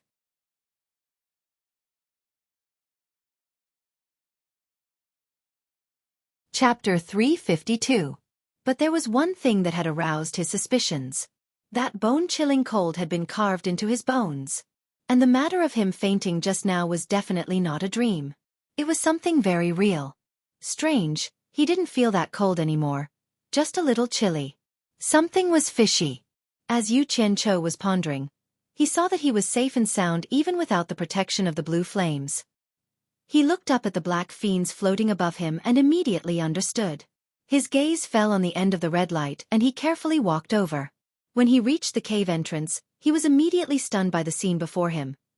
He was at the entrance of a cave on the cliff of a huge underground space. In front of him were endless raging flames that soared to the sky. Black flames.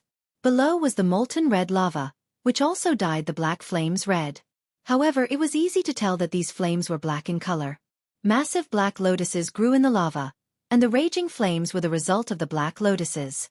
They were in the exact same form as the blue lotuses he had seen in Twilight Valley, but the blue lotuses were not as long as the black lotuses. In short, the entire scene was very grand and imposing. Yu Qianqiu had seen the blue flames bred by the blue lotuses, so he naturally understood what the black lotuses before him signified. It was clear that this black sea of flames was the netherworld flame Yu Ji had spoken of, the legendary netherworld ghost flame of the demon realm, and also one of the three true flames he desired, black flame. After so much trouble, he had finally arrived here. Yu Qianqiu was rather excited, but his joy didn't last for long.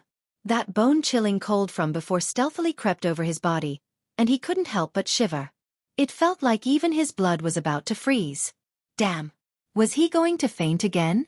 What the hell was going on here?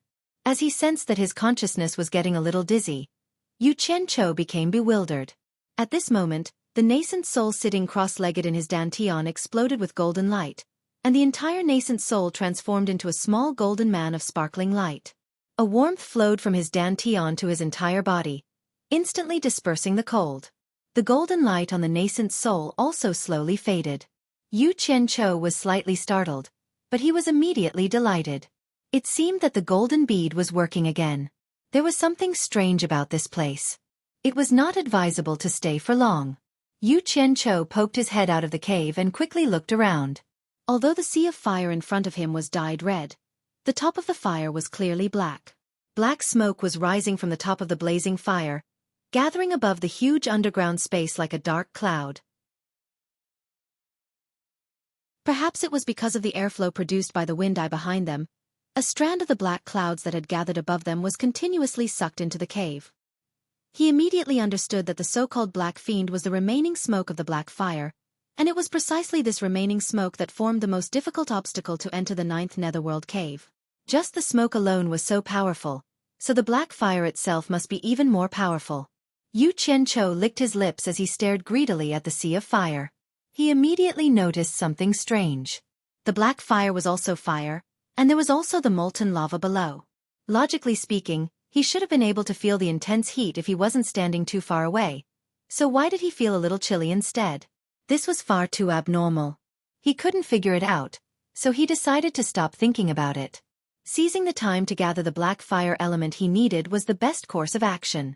He immediately sat down cross-legged and began to circulate the star flame fire art. With his eyes closed, Yu Qianqiu immediately sensed the majestic amount of black fire element contained in this underground space. It was many times more abundant than the blue fire element in Twilight Valley, and it probably had something to do with the many black lotuses producing the black fire element. The abundance of fire element was exactly what Yu Qianqiu wanted. The star flame fire art began to circulate faster, and the little black spirits began to pour into his body through his pores and gather at his dantian. The moment they entered the dantian, one of the two beads revolving around the nascent soul, the red bead, suddenly exploded with a red light, immediately attracting the little black spirits. Although the red bead seemed small, it seemed to have a space within it, and it welcomed the guests with open arms. It was unknown just how much black fire element the red bead had absorbed, but once the red light faded, the black fire element stopped pouring in and began to disperse from the dantian to every cell in his body. When the cells that stored water and green fire elements saw the arrival of a guest, they immediately compressed themselves to make room for the guest. After absorbing his fill of black fire element, Yu Qianqiu put away the star flame fire art. When he opened his eyes, two illusory black flames flickered in his pitch-black pupils. Together with a satisfied smile on his face, he exuded a sinister aura. The moment the black fire element entered his body, he immediately felt a connection with it, and he immediately understood why this place felt so cold. It turned out that this black fire was not like the blue fire, which had a high temperature. It was a type of ice fire, which was the opposite of the blue fire. The specific effect it had to be tested, but since it was ranked higher than the blue fire, its power must not be small. Yu Qianqiu stood up. At this moment, his body no longer felt that bone-chilling cold. He had already subdued the black fire, so why would he be afraid of the black fire's low temperature?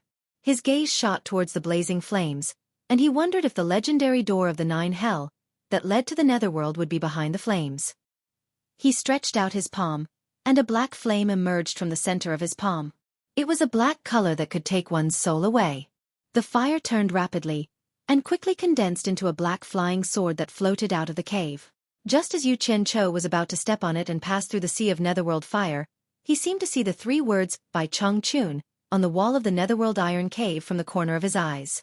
Actually, he had already stepped on the sword and flew out of the cave. He thought he was seeing things when he saw the 3 words from the corner of his eyes, but he still turned around and flew back. When he looked carefully at the entrance of the cave, he realized that there really were 3 words, by Cheng Chun, on the wall, and there were more than just these 3 words. As the color of the words and the wall were the same, and he did not look carefully before, he naturally did not realize it. It was only when he stepped on the flying sword that he discovered it due to the lighting and the angle. The handwriting was bold and powerful, as if it was engraved with some kind of sharp weapon. It might even be a sword. Yu Qianqiu carefully looked at it, and it wrote, "Lonely and invincible in the human world, but I have no fate to ascend to the heavens. I have long heard that the netherworld is equal to the celestial world, and I wish to find a strong opponent. The sea of netherworld fire separates the 2 worlds, but my wishful thinking ends here." There was another sentence written especially conspicuously, "By Cheng Chun returns with hatred." This was obviously written by Cheng Chun himself. Yu Qianqiu's eyebrows twitched as he read it. The meaning of the words was very easy to understand. The general meaning was, By Cheng Chun is lonely and invincible in the human world. He wants to find an opponent in the celestial world, but he can't. He heard that the netherworld is equal to the celestial world, so he wants to find an opponent in the netherworld. Unfortunately, he can't cross the netherworld fire sea in front of him, so he returns unhappily. F asterisk CK F asterisk CK F asterisk CK F asterisk CK. Yu Qianqiu said a few times in a row, and shook his head with a bitter smile. The old fellow is so strong that he's a little unreliable. He thinks that he has nothing better to do, and even thinks about the people from the celestial world and the netherworld. I was wondering why I heard from Yu Ji that the old fellow came here before, so he wants to find a fight in the netherworld ghost world. He really has nothing better to do. I'm speechless.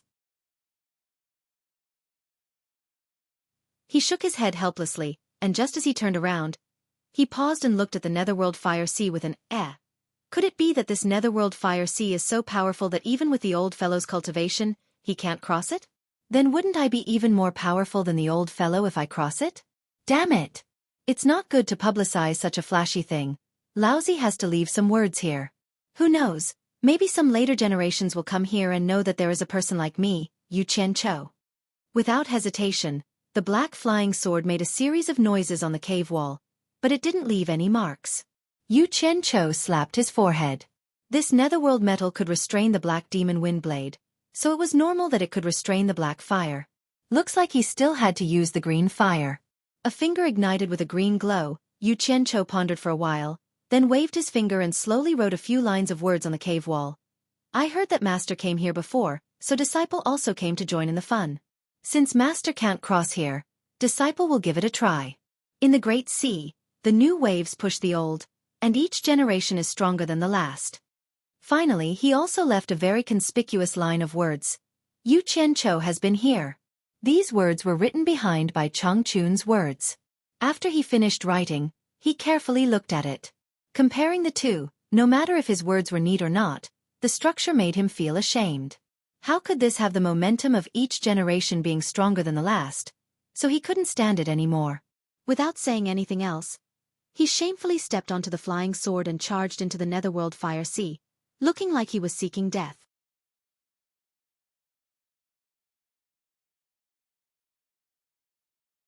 Chapter 353. Only when he was in the sea of fire did he realize that the lava below should still be at a normal high temperature, but it was suppressed by the ice and fire released by the Black Lotus. Yu Qianqiu was a little proud. Even Bai Changchun couldn't make it through, but he could do it with ease. He was born with talent. Just as he was feeling proud of himself, the front suddenly became empty. Only then did he realize that he had passed through a sea of fire that was nearly 1,000 meters wide. Yu Qianqiu slowly descended on his sword. Beneath his feet was a soft black pure land. His gaze fell on the mountain wall in front of him. The huge dark iron mountain wall stood straight in front of him. It was curved in shape, and carved with skulls of different sizes. There seemed to be adults and children's skulls. Against the fiery red light of the molten lava, the entire mountain wall seemed to be piled up with skulls. Standing in front of it, pairs of pitch-black eye sockets seemed to be looking at you, as if questioning you about something. It made you feel a palpitating aura of death. It was very thick, very heavy, and oppressive, making it difficult for you to breathe. There was a door in the center of the skull wall. It was more than 10 meters tall and 7 to 8 meters wide. All kinds of human heads were carved on it. They weren't skulls. There were old people, children, men, and women, with all kinds of expressions. Happiness, anger, sorrow, and happiness were vividly expressed. It gave people the feeling that once you entered the door, you would forget all the emotions in the world. Other than the human heads, there was also a beast head on each side of the door that looked like a sky-swallowing beast. There was a knocker hanging from the fangs of the beasts. There was a huge dark iron tablet in the weeds beside the door. There were words on the tablet: Dark Ghost Realm, knock on the double knocker. Once you enter, do not open the door for humans, demons, or you will never return. This was clearly a warning sign, telling people that ghosts could enter, but others should not enter, or else they would never come out. Yu Qianqiu looked at it and found it strange. It was fine if humans and demons did not enter, but why did demons come out? Was there a demon realm? It seemed like it was the same no matter how he looked. Yu Qianqiu did not think it was a big deal. In any case, he would not open the door and run in. He was not someone like Old Bai who had nothing better to do. Instead, it was the weeds under the nether steel that piqued his interest. The color of the grass was bright red, and it had 3 branches and 7 leaves, which coincided with the number of 3 souls and 7 spirits in the human body.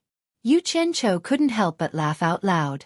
This grass was none other than the resurrection grass that he was looking for. How could he not be happy? As soon as he laughed, he immediately heard evil laughter coming from everywhere in this space, as if the laughter came from those skulls. Yu Qianqiu was shocked and quickly shut his mouth. The strange laughter also gradually stopped. So it was Huiyin. He heaved a sigh of relief, but did not dare to laugh anymore. He walked over and plucked a stalk of resurrection grass. He examined it closely and sniffed it. Sure enough, it was colorless and odorless. Who would have thought that the moment his breath touched the resurrection grass in his hand would immediately turn into a cloud of black smoke and dissipate? Yu Qianqiu was stunned with his hand open. He recalled the records in the pill recipe jade archive. The resurrection grass was not a spiritual herb of the human world. It could not come into contact with human life, or it would immediately turn into smoke. He raised his hand and slapped his forehead, coming to a realization. He decided that he would seal it in ice and harvest it when he needed it. Hence, he took out a silver ball and stuffed it into a place that he thought was safe. After he felt that there wouldn't be any problems, he began to wander around to see if there was anything else that he needed. Alas, this place was very poor. It seemed that other than the black soil and nether steel on the ground, there was only the resurrection grass left. He was no longer interested in these things. It wasn't easy for him to come here, so he had to bring something back with him to commemorate his trip. Dig up a skull and bring it back? There was no point. As he was looking around, his gaze suddenly fell on the door that led to the netherworld. The door knockers in the mouths of the two heaven-devouring beasts were black and shiny, faintly emitting a black glow. They shouldn't be made from nether steel. Could they be some kind of treasure? Yu Qianqiu's eyes lit up. His interest was immediately piqued. The position of the door knocker was very high. It was about 4 to 5 meters tall. He mounted a flying sword and flew over. He touched the door knocker and carefully examined it. The door knocker was very big, just like the heaven and earth ring hanging on Naja's neck. Moreover, judging from the material, it was obviously different from the other materials on the door. It was definitely not nether steel. He tried to pull it out, but unfortunately, the beast's head was obviously not made from ordinary materials. It was impossible to remove the door knocker with brute force. Without another word, Yu Qianqiu released his black flame and compressed it into a cutting shape. Unfortunately, there was no reaction after sawing for a long time. Since his black flame didn't work, he released his blue flame. Sure enough, the blue flame was more effective in dealing with this thing than the black flame. However, the beast's tooth that locked the door knocker was also an extraordinary item. Even if the blue flame was effective in dealing with it, the effect was minimal. Once again, Yu Qianqiu displayed his perseverance and indomitable spirit. He climbed onto the beast's head and sat on it. He used his blue flame to compress the saw knife and saw it with all his strength. After another half a day, the lower tooth of the beast's tooth was finally sawed off by him. The tusk, which was as long as a chopstick and as thick as a banana, was held in his hand. He couldn't tell what material it was made of. However, since it could be used here, it was definitely not an ordinary item. Therefore, he directly confiscated it. The door knocker was formed by the 4 tusks of the beast's head. After cutting off one lower tooth, he continued to saw the other lower tooth. After the other lower tooth was sawed off, the door knocker finally fell to the ground. Thump! It fell on the black soil and made a dull sound. Yu Qianqiu put away the beast's tooth and jumped down from the beast's head. He picked up the door knocker and immediately felt that it was extremely heavy. This fellow probably weighed more than 500 kilograms. However, with his current cultivation, this bit of weight was nothing. He knocked on it and looked at it over and over again, but he didn't find anything special about this door knocker. It was probably just that the material was special. Yu Qianqiu immediately felt a little depressed. He shook his head and muttered, "I thought it was some kind of treasure. I wasted so much effort. If there's a chance, I should let old man Bai take a look and see if it's useful." In the spirit of not going to waste, he also put away the door knocker. Yu Qianqiu turned back to look at the gate to the netherworld realm. He couldn't help but smile smugly. That heaven-devouring beast had lost 2 of its lower fangs and the ring it was holding in its mouth. That fellow, which had originally been rather imposing, immediately felt a lot less imposing. This was especially so when compared to the other heaven-devouring beast that it was fighting against. It seemed rather out of place. Moreover, the whole gate to the netherworld also seemed a little strange. It destroyed the overall eerie atmosphere. If someone had seen it later, they would definitely wonder if the netherworld was that poor. They couldn't even bear to spend money to clean up the facade of the gate to the netherworld. Looking at the other door knocker, Yu Qianqiu decided to let it go for the sake of the netherworld. Actually, he still felt that it was troublesome to get this thing down. Furthermore, it didn't seem to be of much use. Otherwise, with his temper, he wouldn't be so lucky. He would probably even pry open the gate to the netherworld. He had been extremely bold and destroyed the facade of the netherworld. It was a little too early for him to be happy. This greedy action had caused a lot of trouble in the future. Just think about it. After the netherworld discovered this, they would definitely send people out to investigate. The master and disciples' names on the cave wall would make it easy for the netherworld's people to find them. Once they left the 9th netherworld cave, the demon domain would definitely be the first to bear the brunt. Furthermore, Bai Chongqun was also an extremely bold and fearless person. He couldn't go to the netherworld to find people to spar with. If someone came looking for him, he would fight them. Regardless of whether they were in the sky or on the ground, regardless of victory or defeat, he would still fight them. You're tuning in to the Xueqi's Martial Arts Saga YouTube channel. Don't forget to subscribe and join us on this journey to catch the most captivating stories.